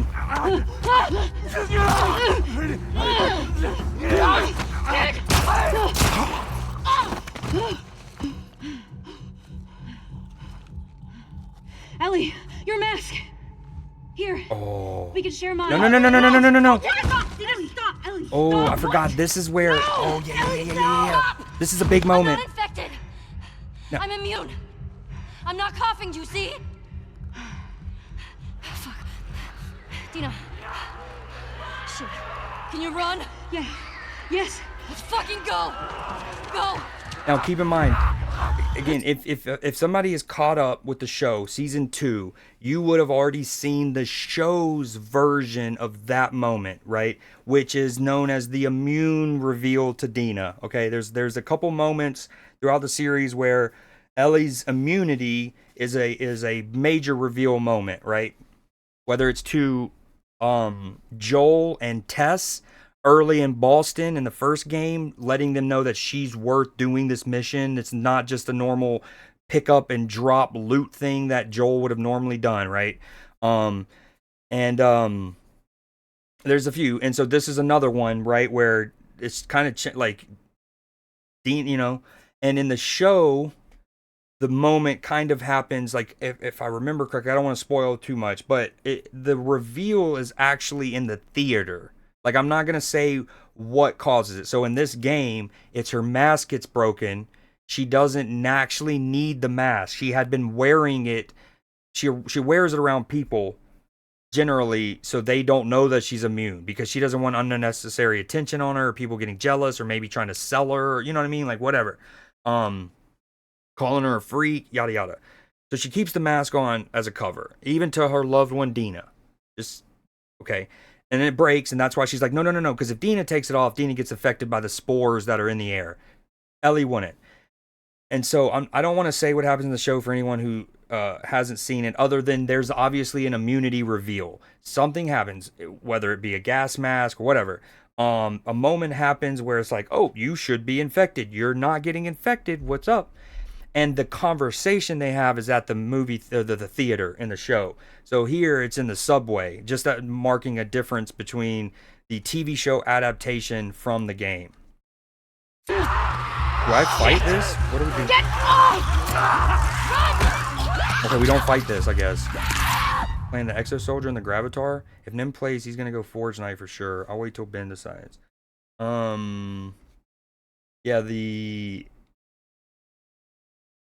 I like the sound of glowing tech blades. That does sound dope. Nim does like tanks.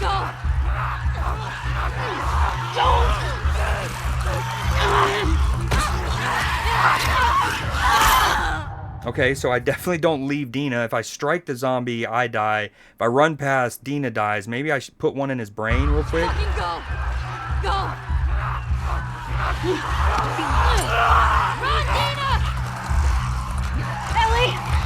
Right here! Dude, my urge to go right there and look for loot is otherworldly. Like, it's such a compulsion. Get off me! No!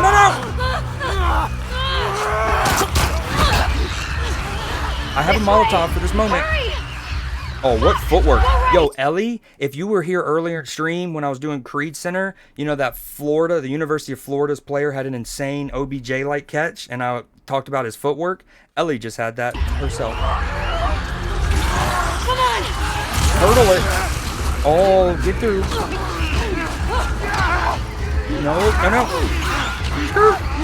The footwork, insane. Yes, please. Go, hurry.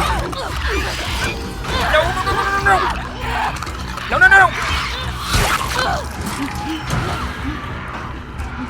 Yo, the amount of bullets that Dina's had to waste, air quote, to like save me.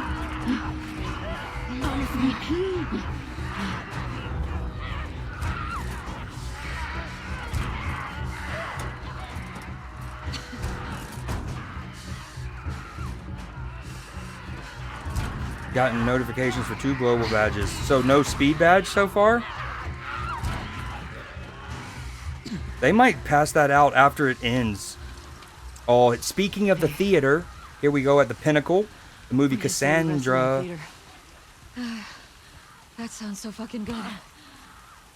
Yo, this is dope. Again, the theater plays a big role Almost there. in season 2 of the show. It's a key location, I would say. I got you. Here. Got it?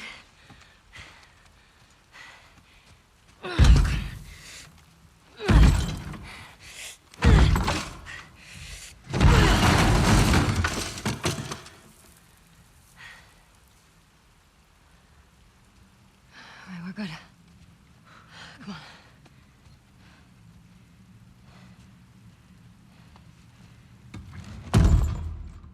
If it makes... Yeah, I don't see mine either.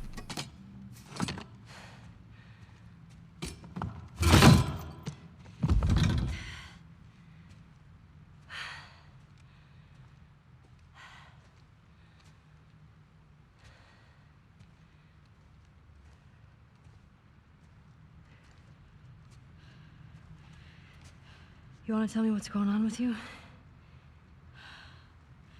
What's going on with me? Ellie, I just saw you breathe spores.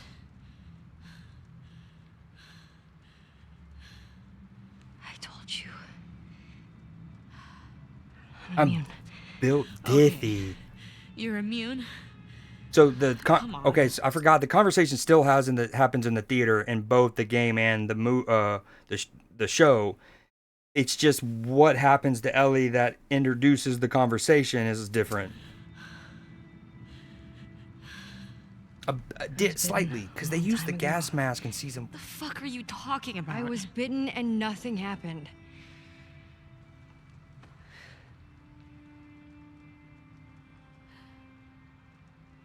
The chemical burn. Cover it up. Maria and Tommy and Joel are the only ones who know.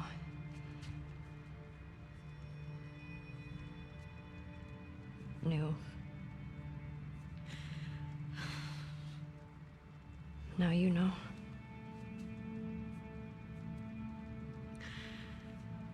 I can't get you infected if that's what you're worried about. I can't make you immune either.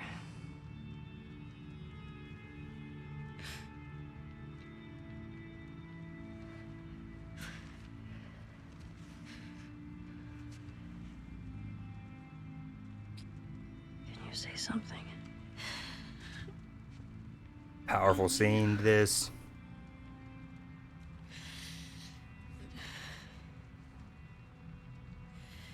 I think I'm pregnant. Big time reveal. Huge scene. What? Don't worry, it's not yours. What are we... What are we supposed to do now? Nothing. I just need to rest for a second. Are you fucking kidding me? How long have you known? I was late a few weeks ago. A few weeks? We could have still turned back. Well, I didn't know. I wasn't sure, okay? I didn't want to be a burden. Well, you're a burden now, aren't you? The motion capture works so good and performance capture in these games.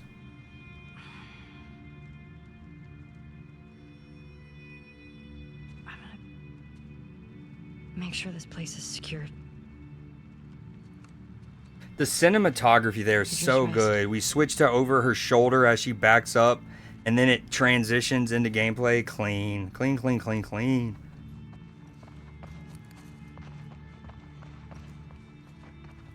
Oh, damn, she passed out quick.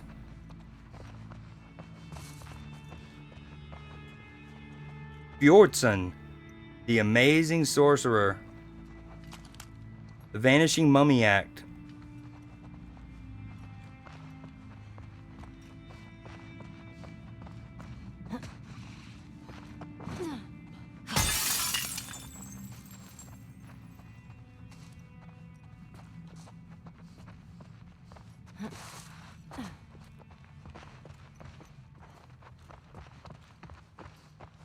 Okay, let's look for loot. I don't want to go upstairs yet.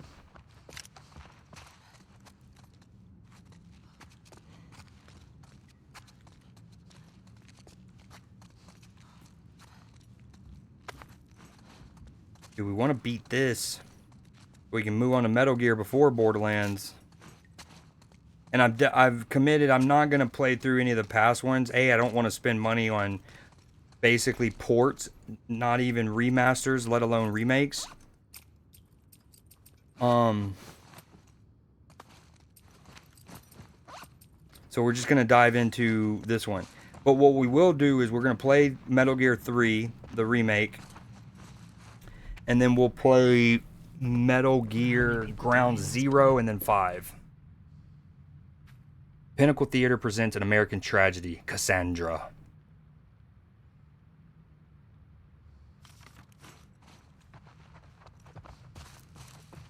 I would play 4 too, but it's kind of hard to play 4. You have to, I mean, barring getting a really good emulator, you have to literally have a PS4. It's just not available digitally on PS5.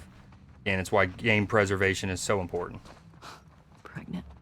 Oh, don't be fucking pregnant. Yeah, it would have been nice to tell Ellie on the way to Seattle, so maybe she could have told her to go back home because she didn't want to risk the baby. Shit. There's someone living here?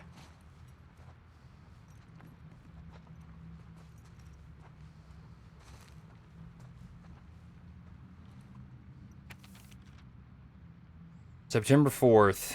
Me, Perez, Green, and Adams made it to the listening post 2 days ago, and so far so good. Wolves haven't come looking here yet. The city's lost to the wolves. We escaped headquarters out of sheer luck and good timing. Torres, Ward, and the others are probably dead, camping here. Grateful to be alive for now. September 6th. Can't sleep. Burning up with a fever. No medicine. Looked everywhere. We don't have anything except the uniforms on our back. No contact from anyone on the radio either. How many of us made it out? September 7th. Still feverish. Don't have any big cuts, so probably not an infection. The others are waiting until nightfall, then making a run to the hospital to get medicine for me and supplies. For wherever we're going next. They're good guys. September 10th. Shouldn't be taking this long. Uh-oh. Oh bueno. Okay. This note's old. Still, better be careful. Dude, the amount of duct tape that I've had to leave behind is pretty frustrating. Also, of all of the upgrades in this game, one of the things they should have let you upgrade is your... Okay, I stand corrected. Inventory capacity. Need it. ASAP. Bam. Specialist. Learn all player upgrades in one branch.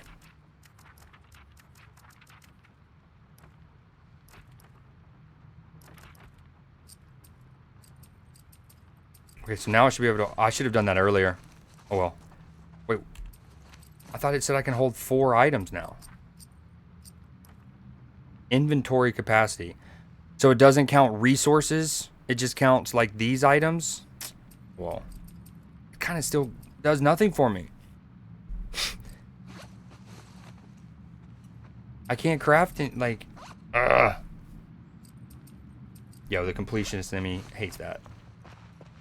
Why would it not also increase your resource capacity unless that's a different upgrade somewhere? Identify me.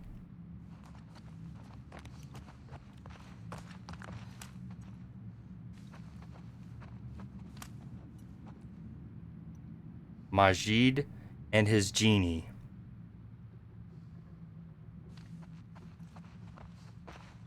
"34 days. A Matthew Anderson film. Wes Anderson, possibly? Beyond trading card. Oh, that's kind of cool. 80 brains, 40 bronze. Amani Graves, affiliation none. After a near-death experience that left her in a coma for 2 weeks, the seasoned detective found that she could cross from our world to the spirit world, making her a great detective. Wow, that's actually like a plot of a show. If Blue Jay's still there, isn't that the plot of Ghost Whisperer with my Mia Moore, Jennifer Love Hewitt? She's like a medium and can talk to ghosts, so she uses it in like police investigations and whatnot. allowing her to communicate with the dead. Now known as Beyond, she splits her time between solving murder investigations and serving as a spiritual medium for grieving families seeking closure. However, her forays into the spirit world are clearly hastening her demise. She looks considerably older than her 35 years. How much longer does she have? Damn, that's kind of messed up. It's taking a toll on me, and now she's mine. Mine, mine. Oh, mine.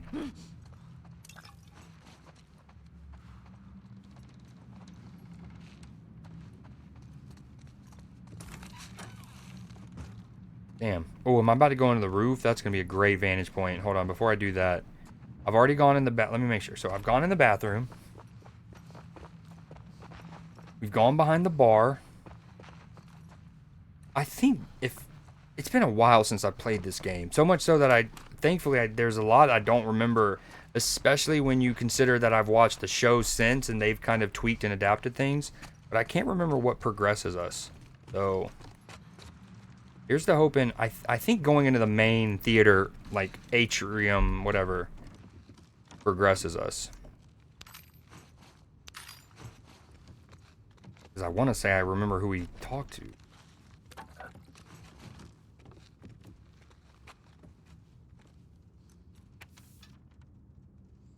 September 13th. I don't think they're coming back. They're not coming back. Either got ambushed or they ditched me. Not my fault I got sick. At least the fever's gone, but now I'm fucking starving. Can probably raid the buildings nearby for food, then see if I can raise someone on the radio. September 15th. Constant rain means I at least won't die of thirst. Unfortunately, it keeps making the electricity conk out all the time. Makes it kind of hard to use the radio. Not like anyone's answering anyway. The wolf can't have it all. The feds are listening. Can't have hit all the federal listening posts. No way. Need to keep trying. September 6th. Dreamt they were laughing as I slowly bled out from a gut shot. Woke up an hour ago. Still shaking. Need a cigarette. You think there'd be a pack or two stashed somewhere in a fucking theater, but apparently not this one. September 9th. Power went out again. Going to head to the roof and see if I can get it back on. Ooh.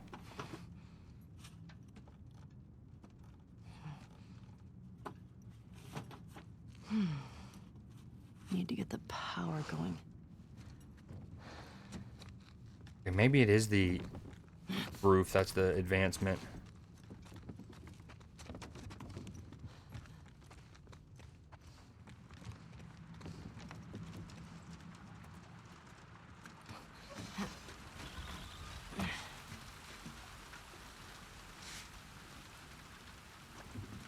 I love the rain. Okay, let me just double check, make sure.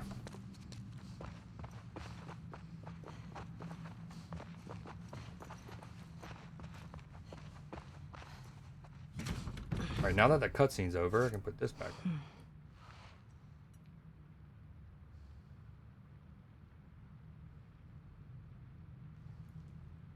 Okay, yeah, needs key.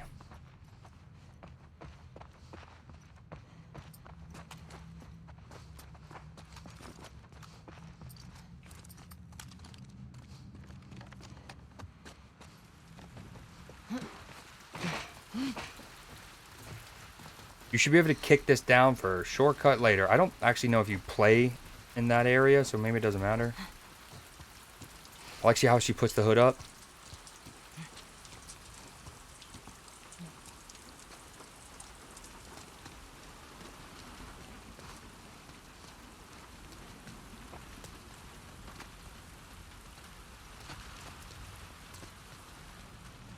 Damn.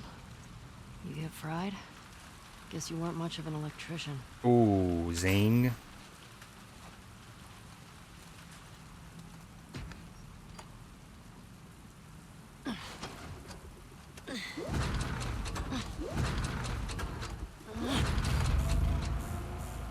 Got it.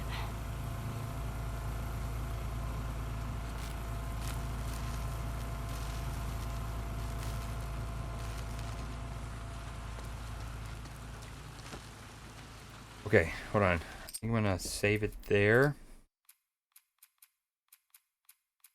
That's yesterday's manual save. We can delete that.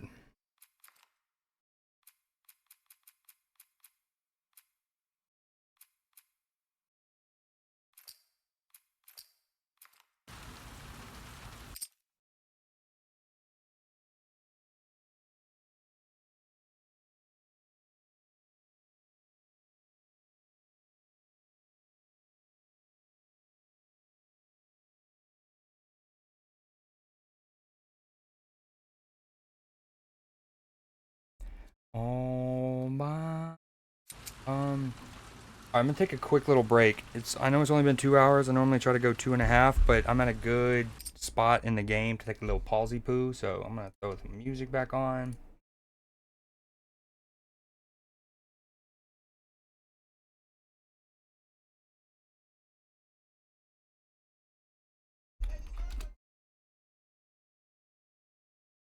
Oh, this one's a good one. You have like ginseng, right? Maybe. Oh man.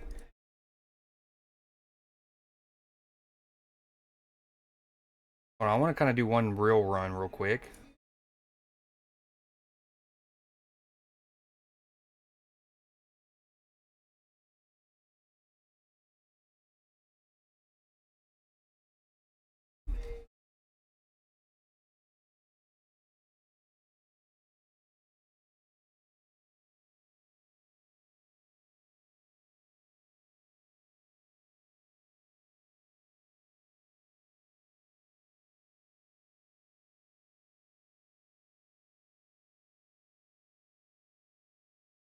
You might be the...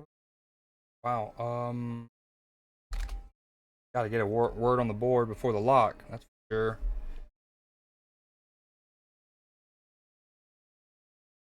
We got best, but that seems too easy.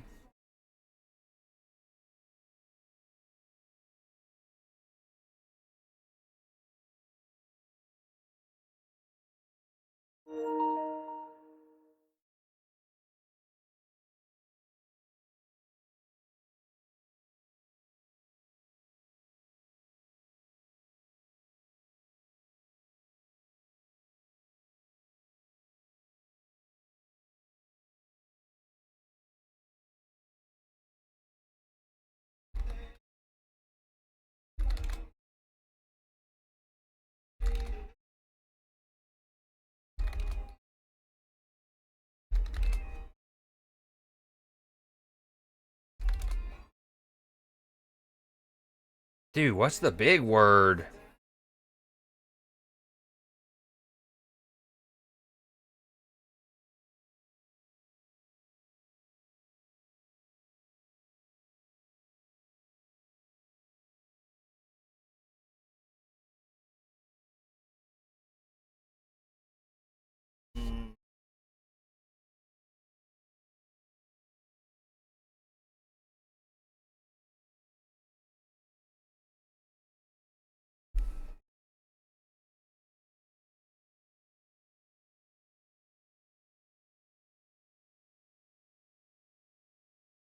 This is crazy.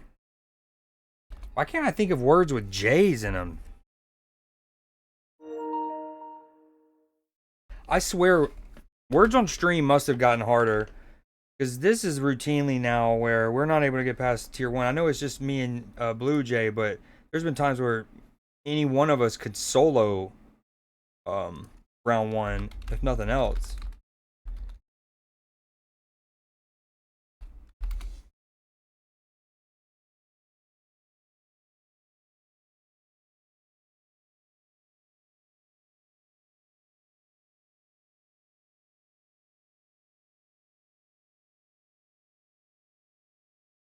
Alright, back to The Last of Us.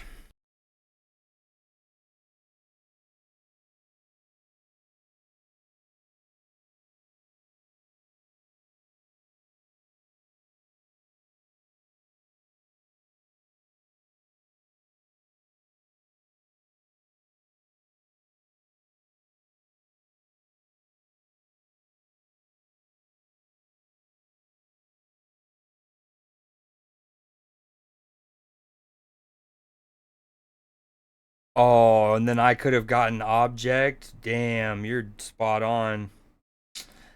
Dude, and I was like job talk, boss talk, like I was trying combinations, couldn't think of one. Of anything. Okay. We are in Seattle. We're at the theater. We're just got on the roof to fix the power. Dina just found out definitively that Ellie's immune because of the gas mask spore thing. And Dina was like, well, I'm going to counter you with the big reveal. Boom, I'm pregnant. Same. Eye for an eye, I guess.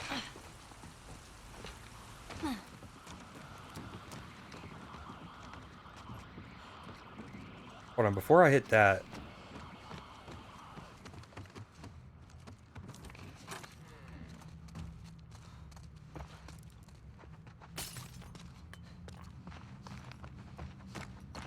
Anything else change?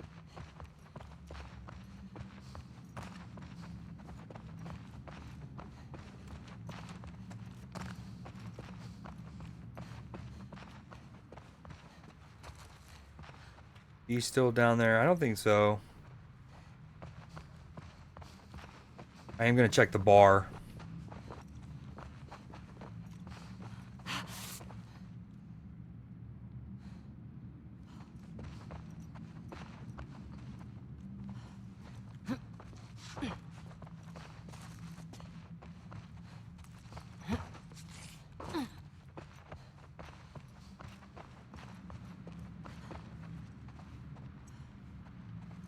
I mean, can I not find like a blanket or something to put on her, please? Like, can I grab this at least?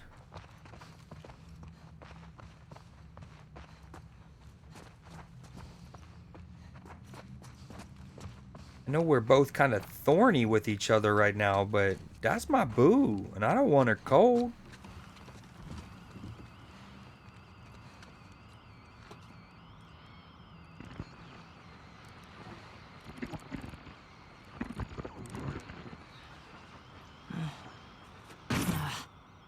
Oh. What's this? All right.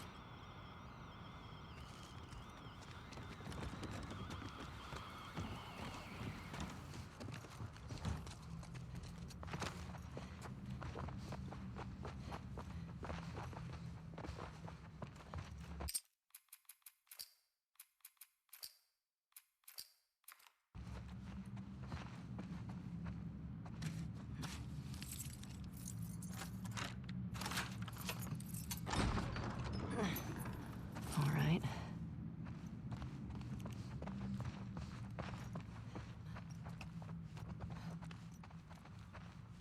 Wow. Oh, Joel, you'd love watching a movie in this place.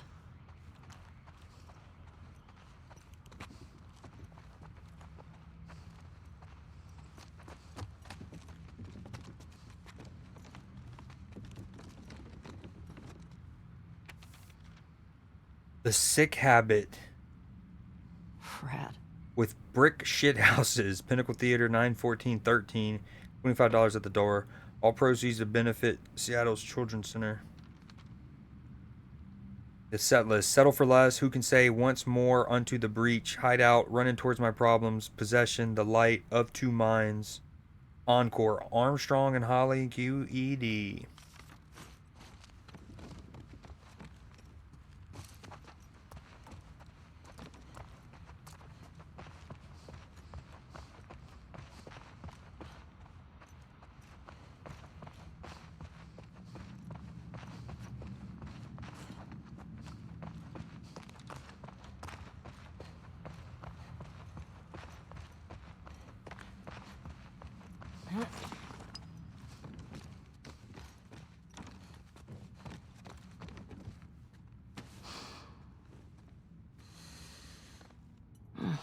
Spooky.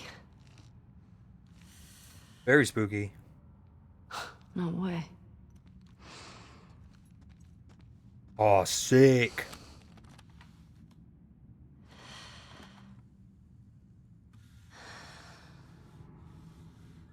No, Legacy. A, welcome in. B, no.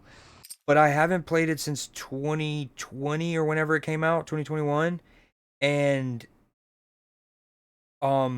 having watched season 2 of the show in between, I'm actually kind of foggy on like exactly how certain like plot points develop, like what location they're happening at and stuff.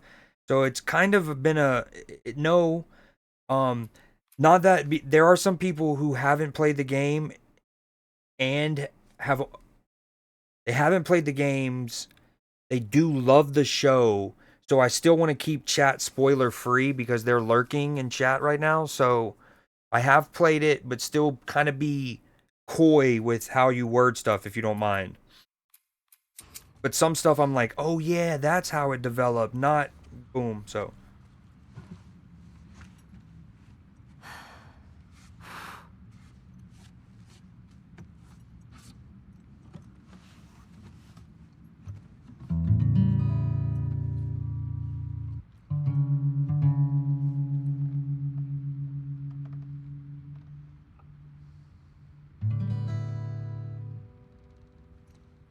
dude, this part's always so fire. The touchpad makes this so cool. You also can play instruments in Final Fantasy VII Remake and Rebirth using the touchpad. Pretty cool.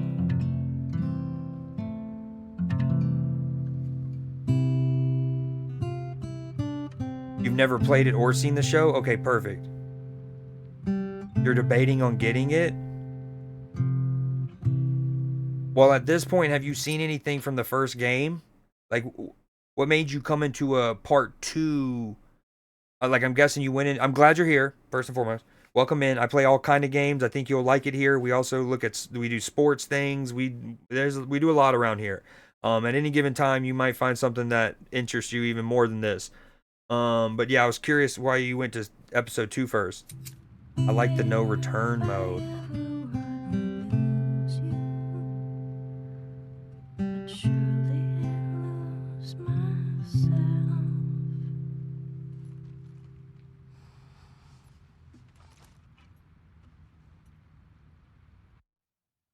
God, this game is so good. The narrative, or this, it's so cinematic.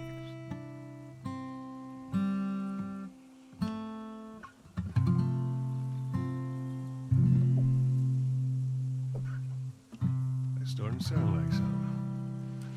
Oh, I suck. Just need to build up your calluses, that's all. Yeah.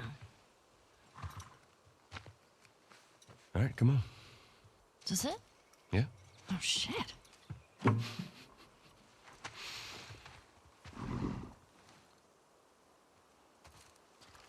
gonna start guessing. You want to spoil your surprise now? I don't know. Is it a dinosaur? Stop trying to guess. I ain't telling you. All right. Is it an elephant? Is it a convertible? You're not gonna guess. Is it a puppy? Is it a lot of kittens? You mean a litter? What's a litter? A bunch of kittens. Why would you call it just a bunch of kittens? More walking, less talking.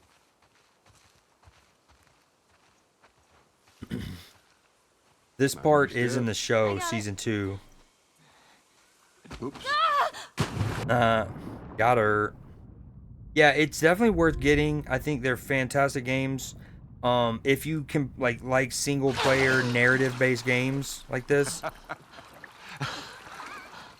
is wrong with you? You should see your face right now. What if I drown? You're not gonna drown. You gotta work on that confidence, kiddo. Yeah, keep laughing, old man. See what happens. This way. You're the worst. But I wouldn't be surprised if they don't do like a bundle and it's discounted. Remember now, don't just flail about. You Push gotta the water with your whole arm. Within the next couple months. Not only because we get to the holidays, right? But with season 3 on the horizon and I don't know when it'll come out. I don't think it'll be ready spring 2026. I could be wrong, but they'll probably do a sale on it, whether because of holidays and the show coming out again. No, I'm getting through.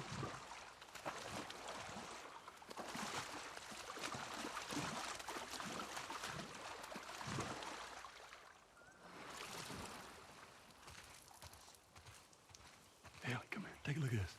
See that deer over there? Where? See it? Just through there. Look. Yeah.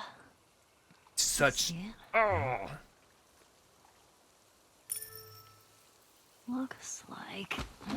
Oh, got him back. How's that feel? Refreshing. Yeah, it's not nice getting pushed in, is it?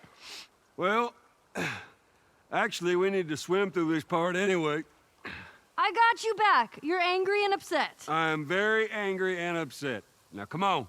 Ugh. That's great. Yeah. That's not a bad idea. And I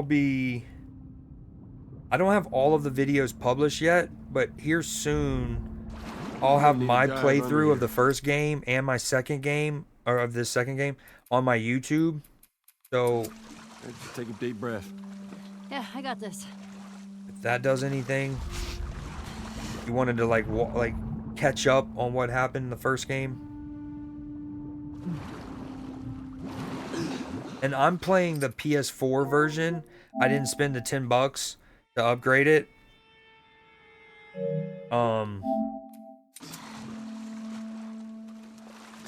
So as good as it looks, it could look even better. I am on a PS5. I just have the PS4 version of the game.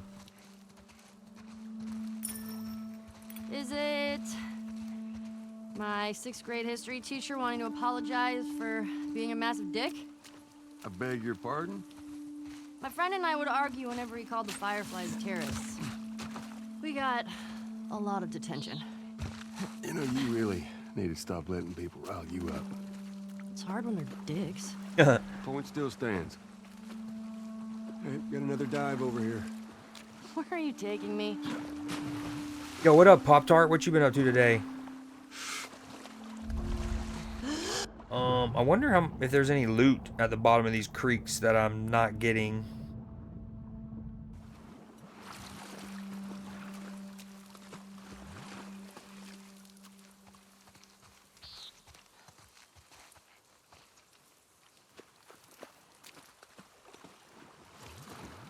And how are you liking the Apex currently with the new season and all that? Or was it a new split? I think it's a new season recently, yeah?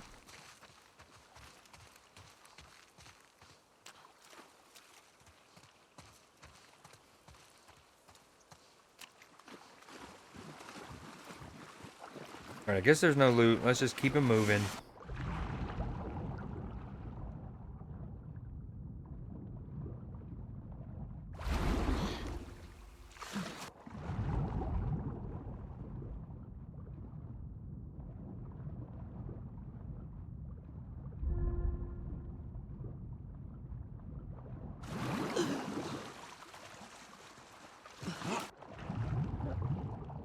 Surely there's at least one collectible.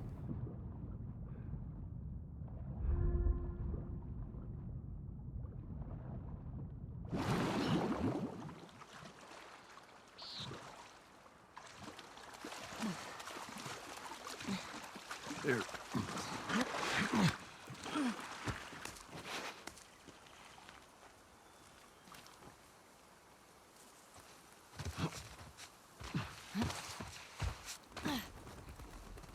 Yo, it's probably way too late. I'm just now seeing that Aaliyah did a check-in. What is going on with my alerts?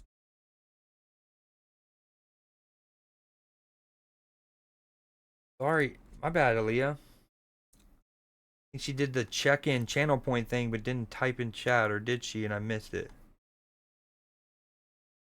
It might have been when I was AFK, though, in fairness, and doing words on stream. I'm gonna hopefully think that that was it. Alright. If you're still out there, my bad, Aaliyah. I'm just now seeing that. I don't know when you did it, but what up?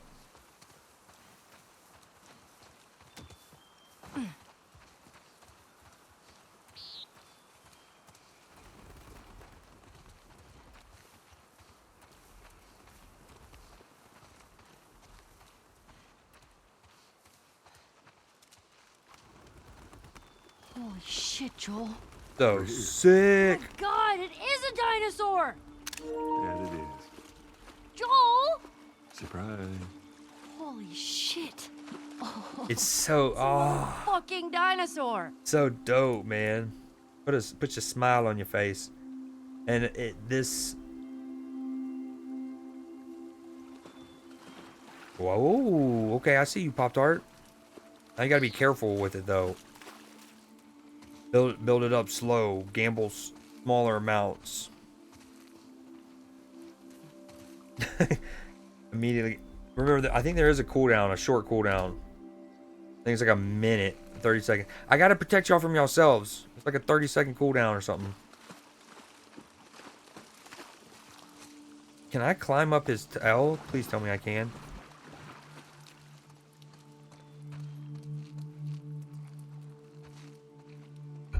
Not water getting trapped in the mustache. Please? Yes. Yes. This is gaming. This is gaming. What up, Clipper? No. Sorry. I'm climbing a dinosaur's head right now. What up, homie? Look at me! I'm on a motherfucking dinosaur! Oh, I love this.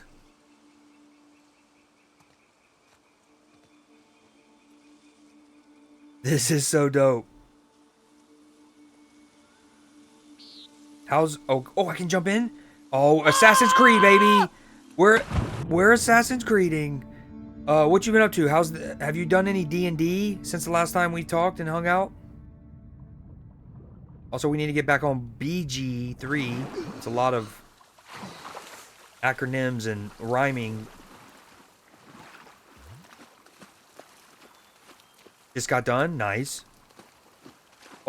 Is it picking up from... What am I trying to say? Is it picking up from that one with the villagers and the seal on the door and the ritual, and then you stopped the goblins, and then you got in there, got like a shield? Wyoming Museum of Science and History. How did you find this place? Maria, she told me about it. Figured it'd be right up your alley. Figured right. What's this? It's a book? Pamphlet, Joel? It's a dinosaur book. Yo, what up, Cam? Okay. Alright. Tried out a space combat game, the DM homebrewed. Oh, wait, you could play with two... I mean, you did kind of allude to this, but you can play with two people? I know it's not ideal. How did it go? Yeah, what up, Cam? How you been tonight? Ooh, gimme. Man. You want to try it on? I do not. Your loss. Have you played any Helldivers since the recent update?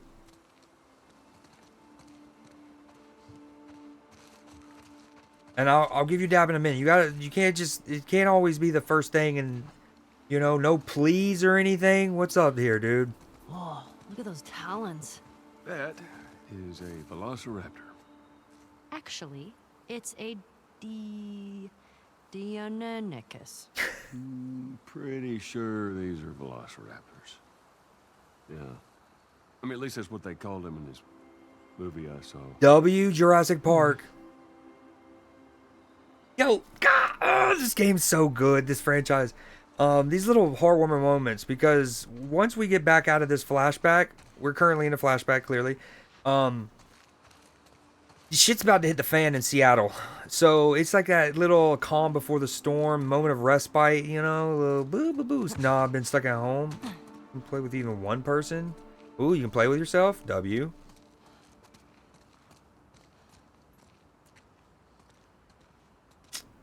Pop-Tart.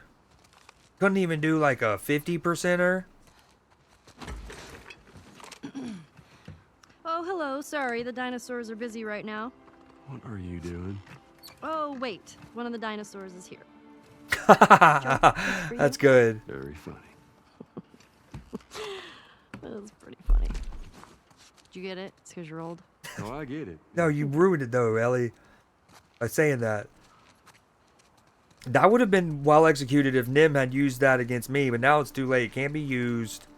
What was I gonna say? Yeah, me and Cam played Helldivers a couple weeks ago, and it was the first time I had played it in a hot minute. Like, when I hopped on, it was just, like, I got a lot of the, what are they called? Commendations or something that you get from... Compsognathus. Whew. It's a big name for little guys. What's it called? Yeah, they'd swarm you. Did you see that in a movie too? Actually, yeah.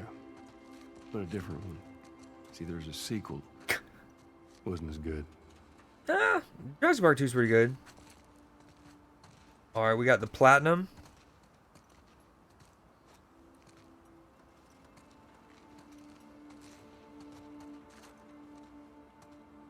Honestly, I'm looking for any, like, potential Easter eggs from other Naughty Dog games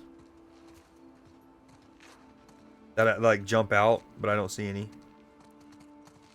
This is so cool. Giants of the past step back through time to over 65 million years ago when dinosaurs and other prehistoric giants roamed the earth. In our Giants Pavilion, you'll find full skeletons on display. See how you'd measure up next to our own Triceratops, Winnie. And don't forget to look up. There are pterodactyls. Can you move, Joe, please? Circling. Afterward, head into our annexes. You get hands-on with fossils of footprints, feathers, and more. Get in the way again when I'm trying to read, son. Slap you silly. Ooh, a Stegosaurus. Tiny head. Joel, look. That is a hat on a dinosaur. It's called a hatasaur. As it should be. That's so good. Yeah, oh, so to finish that thought, me and Cam played. It was the first time I played in a while. I got a lot of those commendations for their version of a battle pass. It was fun. I'm down to play again tonight even. Whoa, this one's brain was the size of a walnut. No way. Looks like you two have something in common. Yo, haha, good one. I love the remake Land of the Lost with Will Ferrell and Danny McBride and John C. Reilly. I think he's in it. Anyways, hilarious. Love that movie. It's not a good movie, even by like stoner comedy standard. Not a good movie, but I love it. And they also talk about cool. that peanut brain. These superhero cards. Seems like they were popular. I think Sarah was into those for a while. What was those little creature thing? I forget. Well, both maybe? Pokemons? The Nighthawk. 80 brains, 80 brawn. That's pretty good balance. Jerry Lavelle, Society of Champions. When a freshly minted Air Force recruit found himself caught in a skirmish between Spark Aerobots and the Society of Champions, Sounds like a pill. his quick thinking ended up saving the day. With his arms and legs wounded in the battle, Dr. Stem created a set of energy wings for his arms and energy blades for his shoes, allowing him to cover both land and sky at absurd speeds. Together with his loyal greyhound Ezio, wow, the Assassin's Creed things are popping off here, the small-town kid known as the Nighthawk scours the world for evildoers, always ready to dive back into action.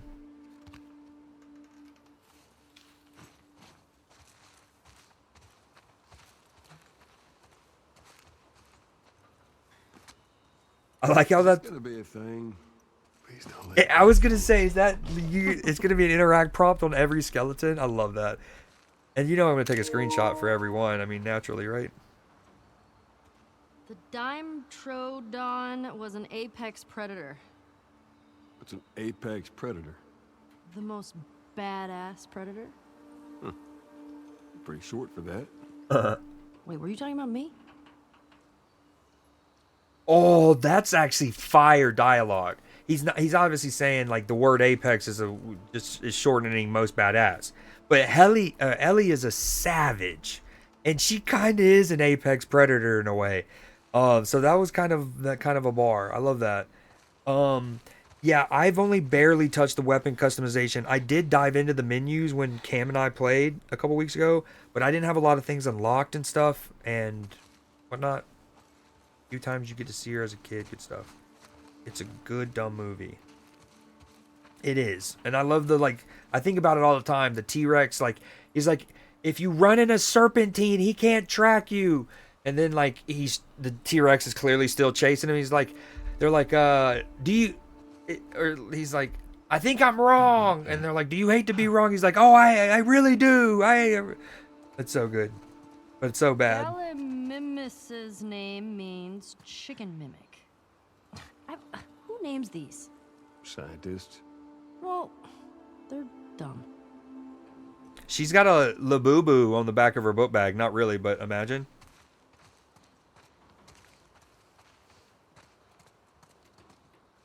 Brachiosaurus ate 600 pounds of plants each day. Damn. Ooh, imagine the poops. For real. Yeah, there's one scene where actually one of the guys said, "That's a big mound of shit." What is this movie, and when can we see it? Tell you what, when we get back to Jackson, movie night. We need to watch Jurassic Park now soon in the Discord.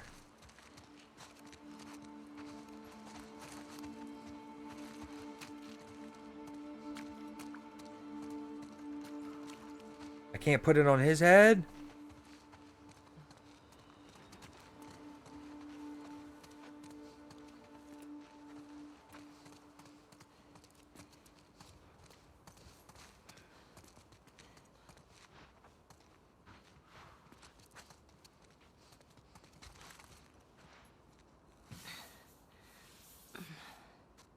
What a dope picture.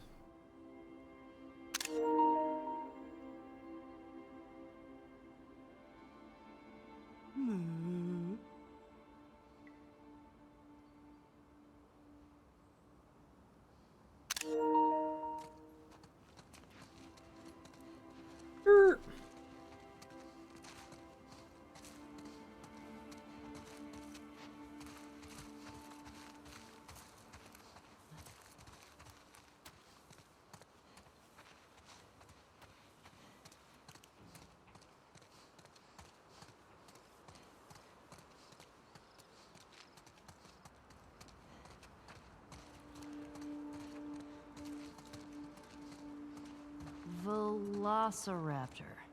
Joel, this is the one you were talking about, the Velociraptor? So small. Well, don't trust the movies, I guess.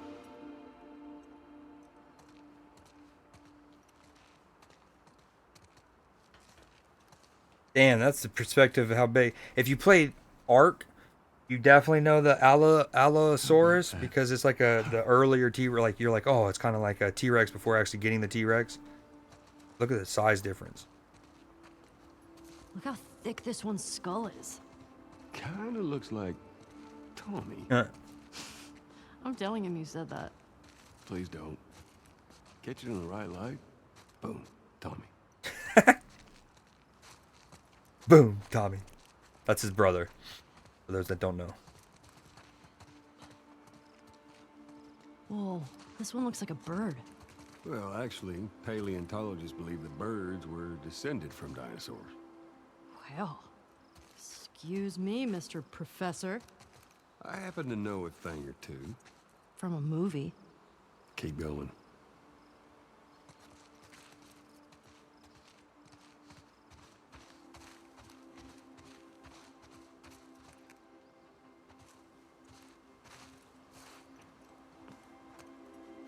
Whatever floats your boat. This does. Floats it all day. This does.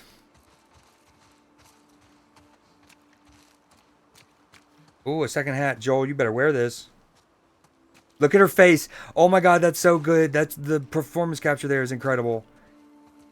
That's Hey, Joel, Ellie. don't you dare take it off. My birthday, my rules. incredible. Incredible. Incredible. Like as soon as she picks it up, it's like that kid of like, oh, I already know what I'm gonna do and he's gonna hate it, but I'm gonna love it. And then his face as he realizes, oh my god, that's so good.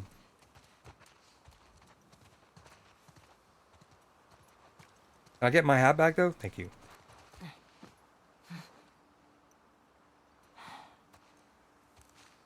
This is so good. Did you go to museums a lot? Yeah.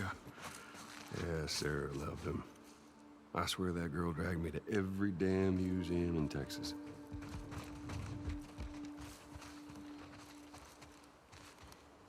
Oh, finally. Yes, we can put it on this one. Let's go. Looks like a giraffe. Yeah, it does, doesn't it?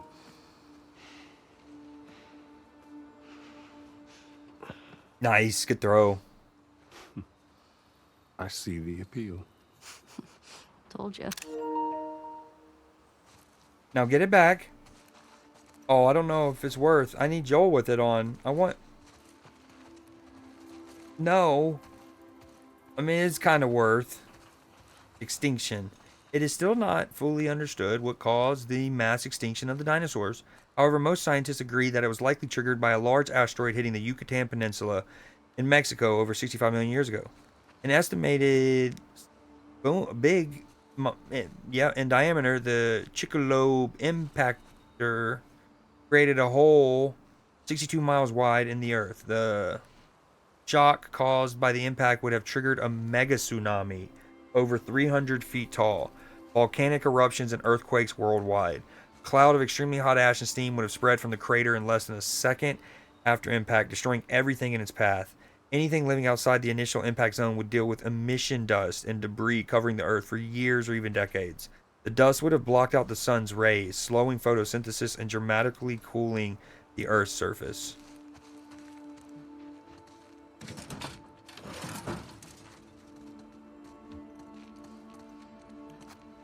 This is so cool, man.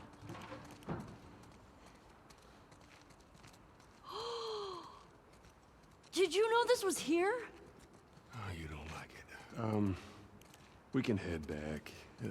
Oh, shut up. Oh, no Pluto. No Pluto. Controversial. Controversial. Naughty Dog, we gotta talk. No Pluto. I don't know. I don't know.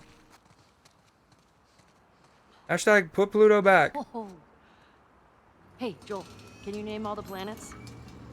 Oh. My very educated mother just served us nice pizzas. Did you just have a stroke? His little mnemonic device. Venus. Mother, Mars. Oh, okay. I get it. That's pretty cool.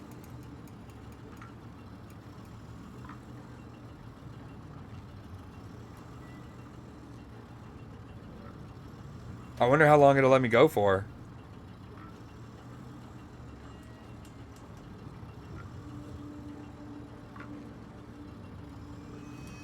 Okay, let's just create like a total eclipse. A planetary alignment. Yo, what's up with Saturn over there? I feel like it's not orbiting the sun at all. Does it really have that slow of a planetary... What is it called? A planetary year?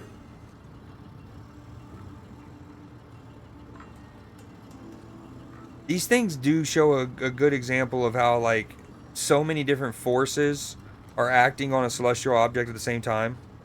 Like, they're orbiting their star. They're revolving. They're rotating on their own axis. Or they're revolving on their own axis, I think, actually. And rotating.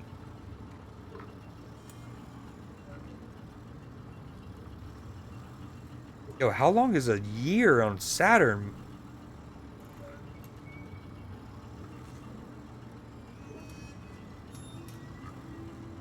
Okay, that's enough. Hey, Joel, guess what the first animal to go to space was? Monkey. I don't have to guess. That was a monkey. No, it was fruit flies. Yeah, in 1947. Wow. It was to see radiation exposure at high altitudes. And they lived through it. Dadgum, girl, you are smart. Thanks. Did they become superfly? What? It's a good question. Very, actually, valid question from Joel. You know how many times we've been to the moon? Twice. 9? 6 times. Ooh. Are you sure? Yeah, I'm sure. I'm gonna make it 7.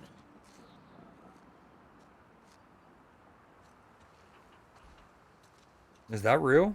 I guess we did stop going to the moon and started going to the ISS in the early 2000s. Whoa. Tell me another fun fact. Astronauts say the moon smells like gunpowder. That is a fun fact. Well, wait, how would they... Oh, well, they would take the moon samples back inside and smell them later, I guess.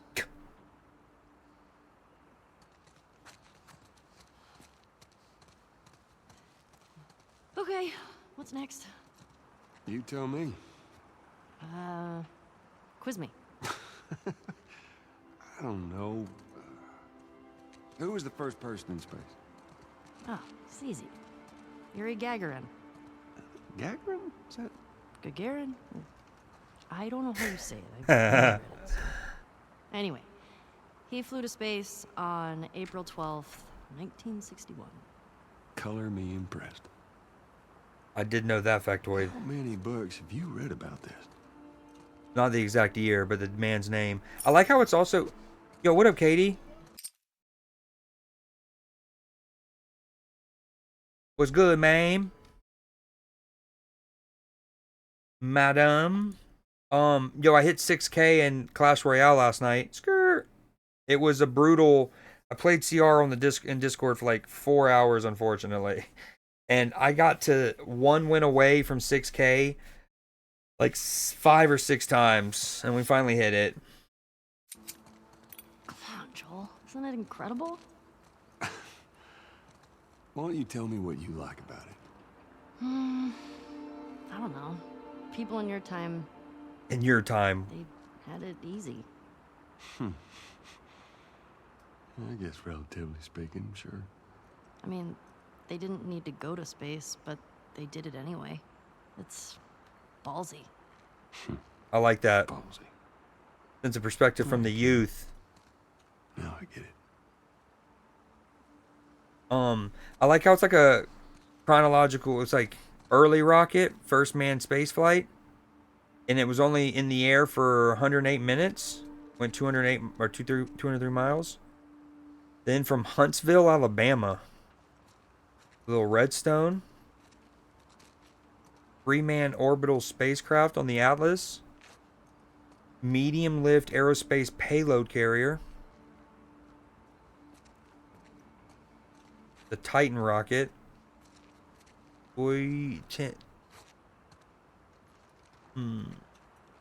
65 years from first flight to moon. Saturn. 13 missions, 24 astronauts. 11 total launches between 99 and 2013. Hey, did you know that the heat shields of space shuttles are made of sand? I did not. I thought it was some kind of thick rubber. Silicate? Nope. Sand. You're welcome. Yeah, it was, I still haven't gotten Golden Knight, which we want. It'll make my E-Giant deck better. One day. Oh, whoa. I don't remember all these. Is this... Oh, this is cool. Okay.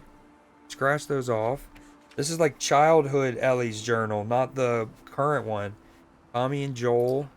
Farming rotation blows. I don't get why people ask for this assignment.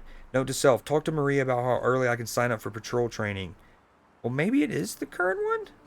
Oh, well, this isn't that. This was 3 years ago, I think. Dina and I found this cool old campground today. She said kids used to go there in the summers for fun. We found all these art supplies. She cut colored paper and made some crowns for us while it rained outside. It was a good day. Joel said he's taking me on a camping trip next week for my birthday.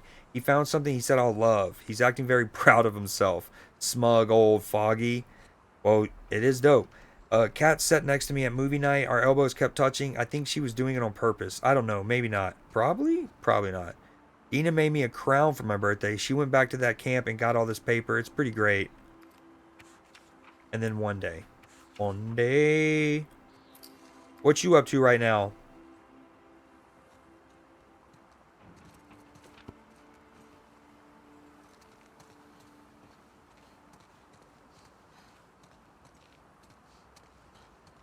The ISS. Guy Lab. I forgot.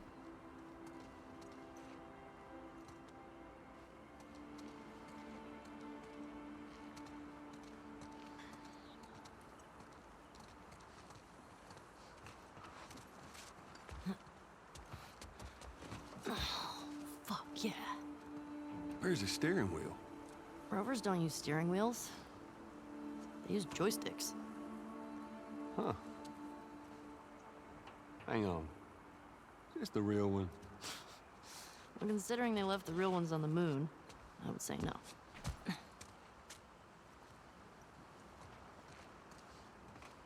Looks like a Model T or something. Okay, I think this progresses this sequence. We need to go over here, although this is the marquee moment, especially from the TV show adaptation. Just relax. I'm surprised Nim Nim's not here. He was earlier. I don't know what he's up to now.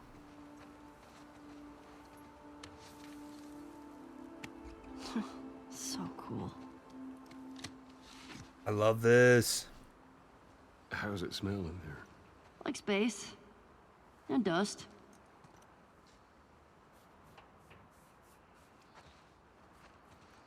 Yo, Joel, you know you're gonna have to wear a helmet, right, dog?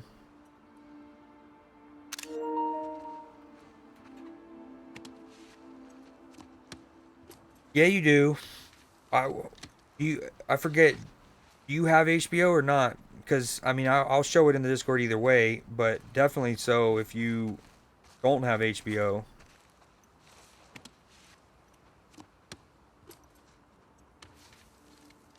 Just kidding.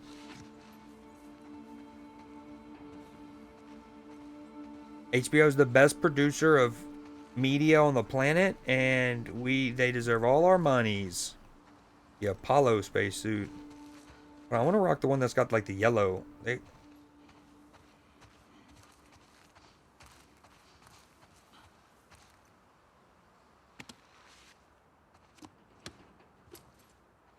We did watch, after I played CR in the Discord last night for several hours, we watched Hard Knocks and got caught up on that. Episode 4 of this Buffalo Bills season. And then we are caught up on Peacemaker. I gotta get caught up on Twisted Metal though. Whoa.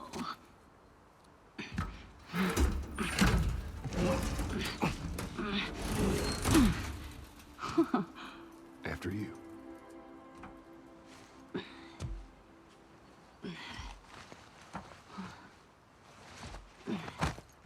Watch your head. Whoa. This is so cool. What the heck? Oh. Okay. Love that. Wow. As you look at all these buttons. Oh, it's so badass. Man. Could you imagine just...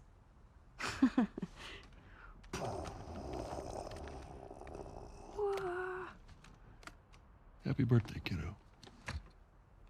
What is this?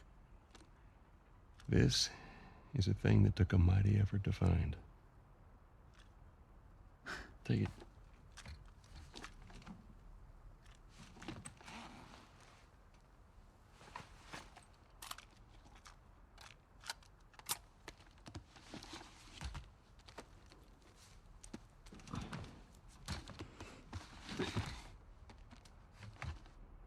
Close your eyes.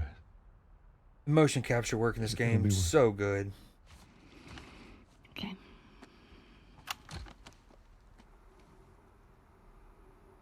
Seconds and counting. Astronauts report it feels good. 2 minutes, 25 seconds. That's so dope with Joel. 20 seconds and counting. 2 minutes, 15 seconds. Guidance is internal. 12, 11. The fog on the glass. 9. Ignition sequence start. 5,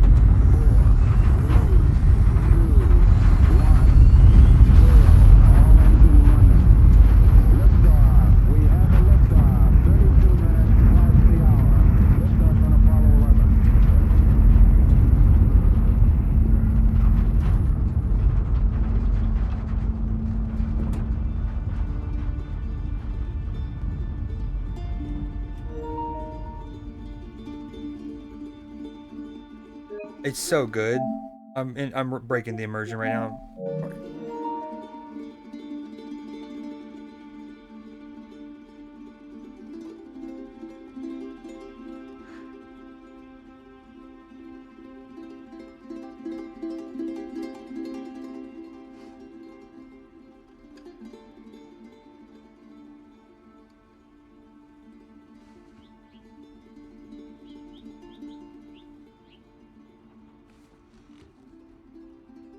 So dope. Okay. I do okay, yeah. Kidding me? You're welcome, kiddo. Love that.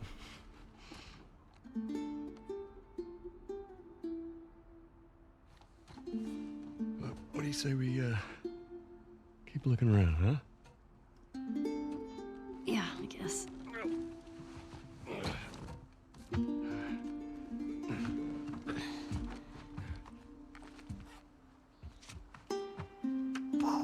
The music too, man.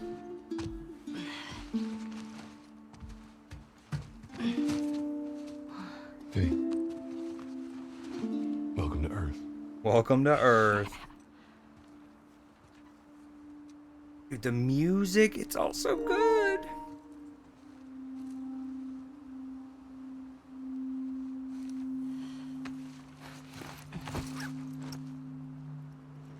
Dude, it's a shame we're not keeping the hat nor the helmet. Speaking of that, where did my hat go? Did I would have put it down when I picked up the helmet? This is so dope. I love this sequence. Freaking abandoned museum in Wyoming.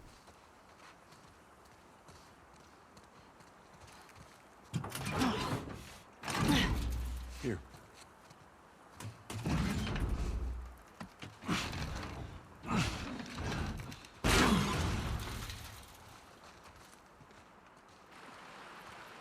There's more museum stuff over there. Yeah, I never checked out that building. Well, let's go. And just how do you plan on getting yourself over there?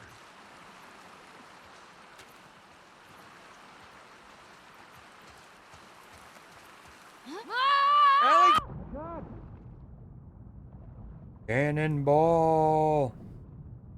Still no loot down here?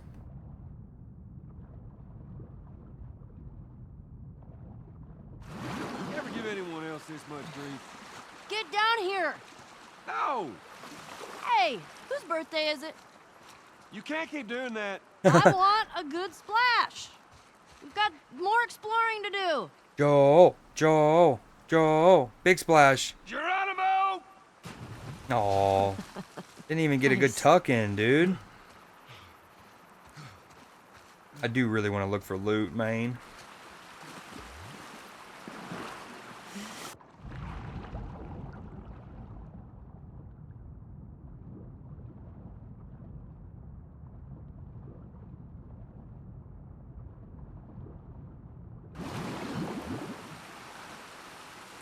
You know what I say about games and waterfalls, and I count that as a waterfall.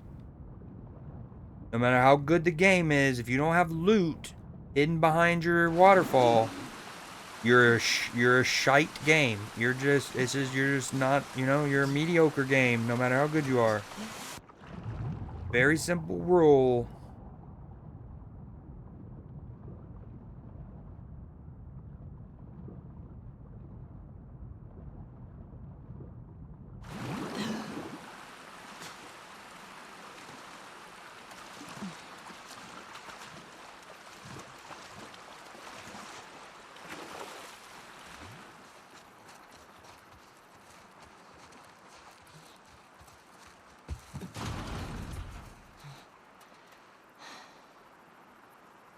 Hey, who's being there? Yeah, I don't know. I'll open the door for you. Come on, we can't chicken out now. Yeah, no chickening out, Joel. All right. Go. There.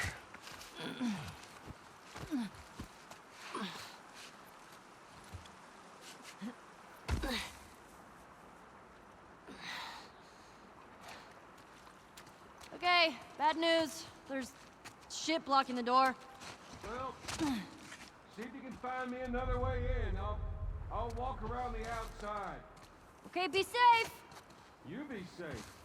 There are dinosaurs around. Oh, that's cool. I killed for them. That's kind of creepy. Uh-oh. Ooh, ew. Sora. Ooh. Fitting trading card at where we're at. 80 and 80 as well. Affiliation Spark. Noted paleontologist and geneticist Jishi Xing worked in secret with the scientists at Spark, attempting to splice human and dinosaur genes together, using herself as the test subject. She succeeded beyond her wildest expectations. Now, when she feels trapped or endangered, her body transforms into a hybrid dinosaur, the spiked tail of the Stegosaurus, the armor of an Ankylosaurus, and the speed of a Velociraptor. Wow. Formidable opponent by any measure, the Society of Champions has one reliable strategy. Make her feel calm and safe until danger is afoot. Neutral villain.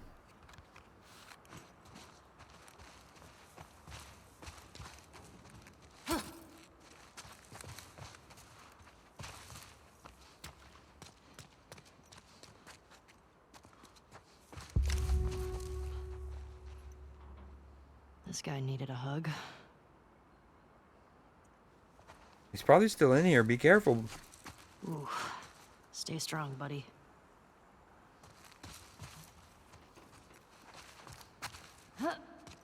Oh, that owl looking is kind of creepy. This whole room's kind of creepy. I don't like it. It's dark in here. Yep. Birds of the coast, wetlands.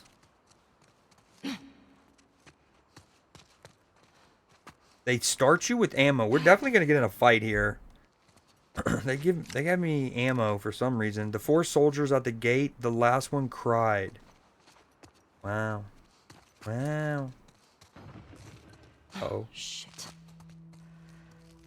Biomes of North America. The woman we tortured choked on her own blood. Okay, sir. Biomes are communities of plants and animals adapted to specific environmental and climate conditions. There are 7 major North American biomes explored in this exhibit, plus the relatively recent urban biome that exists in man-made space. Okay, 7. I don't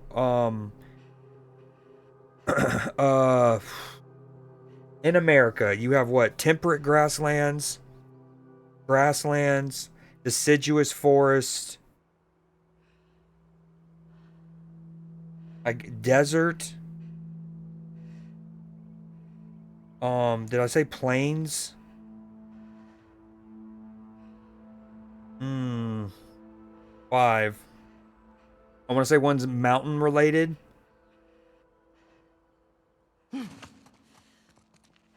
Okay, desert, grasslands, deciduous, boreal. Yeah, boreal. That's a word I forgot. Tundra. We have tundra, I guess, if you count Alaska. Yeah. Desert, boom. Coniferous forest and rainforest. Oh, it was talking about North America. For some reason, I was only thinking the States. So yeah, for sure, rainforest down in Mexico. And like Belize. Although Belize isn't a part of North America, I don't think. It's technically Central America. The stragglers who snuck into camp, they just wanted food. Uh-oh. Come on, fucker.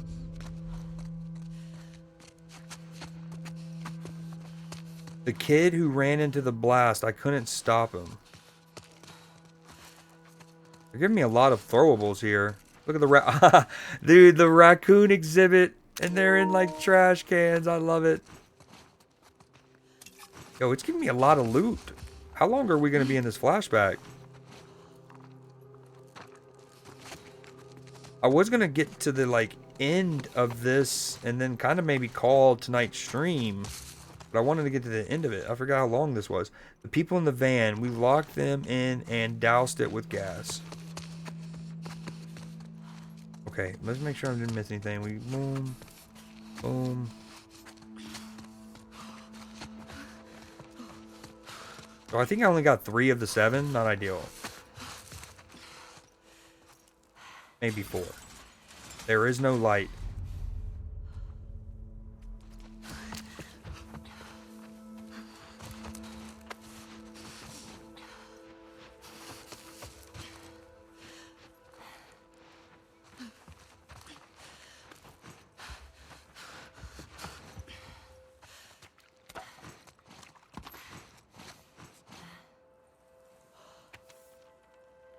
We wanted to end suffering. We wanted to restore humanity. Each time we sacrificed part of ourselves, our leaders kept saying it'll be worth it. Now we've disbanded with nothing to show for our sins. I thought coming here might reignite something, some purpose. My parents loved bringing me here. It's one of my earliest memories from before the outbreak, before all the cruelty and savagery. Those memories just made me angrier. I don't want to be in this world anymore. I can't look at the person I've become.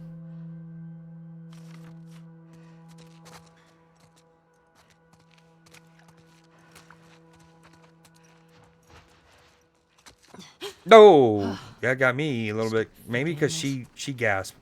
Her gasp made me gasp. Yeah, now, yeah, okay, that's a boar or something. We just got tusked. Shit.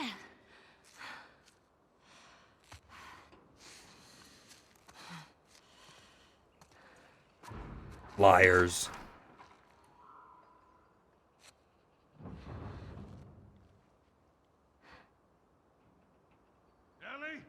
I'm in here.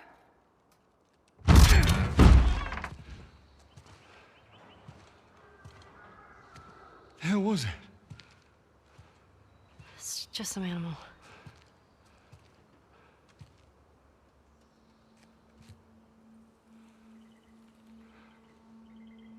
Fireflies symbol and then Well, let's liars. get a move on. I want to get a fire going before it gets too dark.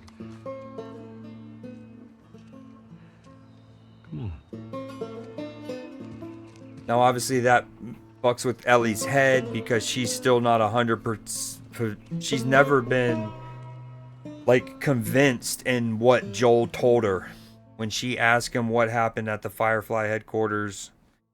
She's never fully believed him. Seattle, day 2.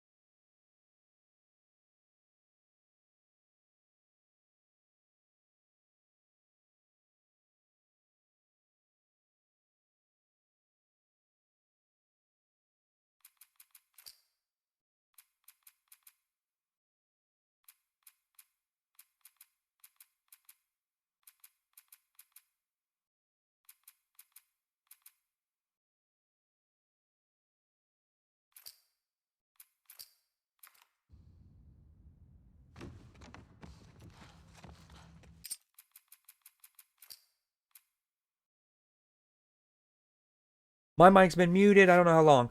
Okay, so yeah, I was saying I'm hoping it heard me about the whole chat thing and those things aren't supposed to be showing up and they do. I have their names typed into their it's supposed to be omitted. But anyways,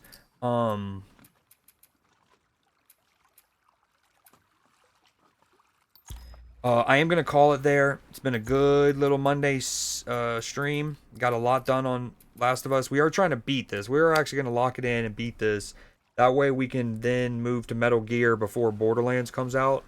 I appreciate everyone who was here, who chatted, who lurked, who smirked, who McGurked, who jorked. I genuinely appreciate it. I look forward to seeing you guys tomorrow, hopefully, for News Day. I have a good one lined up. We're going to be playing more of this. We'll probably play some Marvel Snap, maybe some Clash Royale, and then we'll have News Day. Super looking forward to it. I hope y'all have a good rest of your night. Take care. I will see you tomorrow.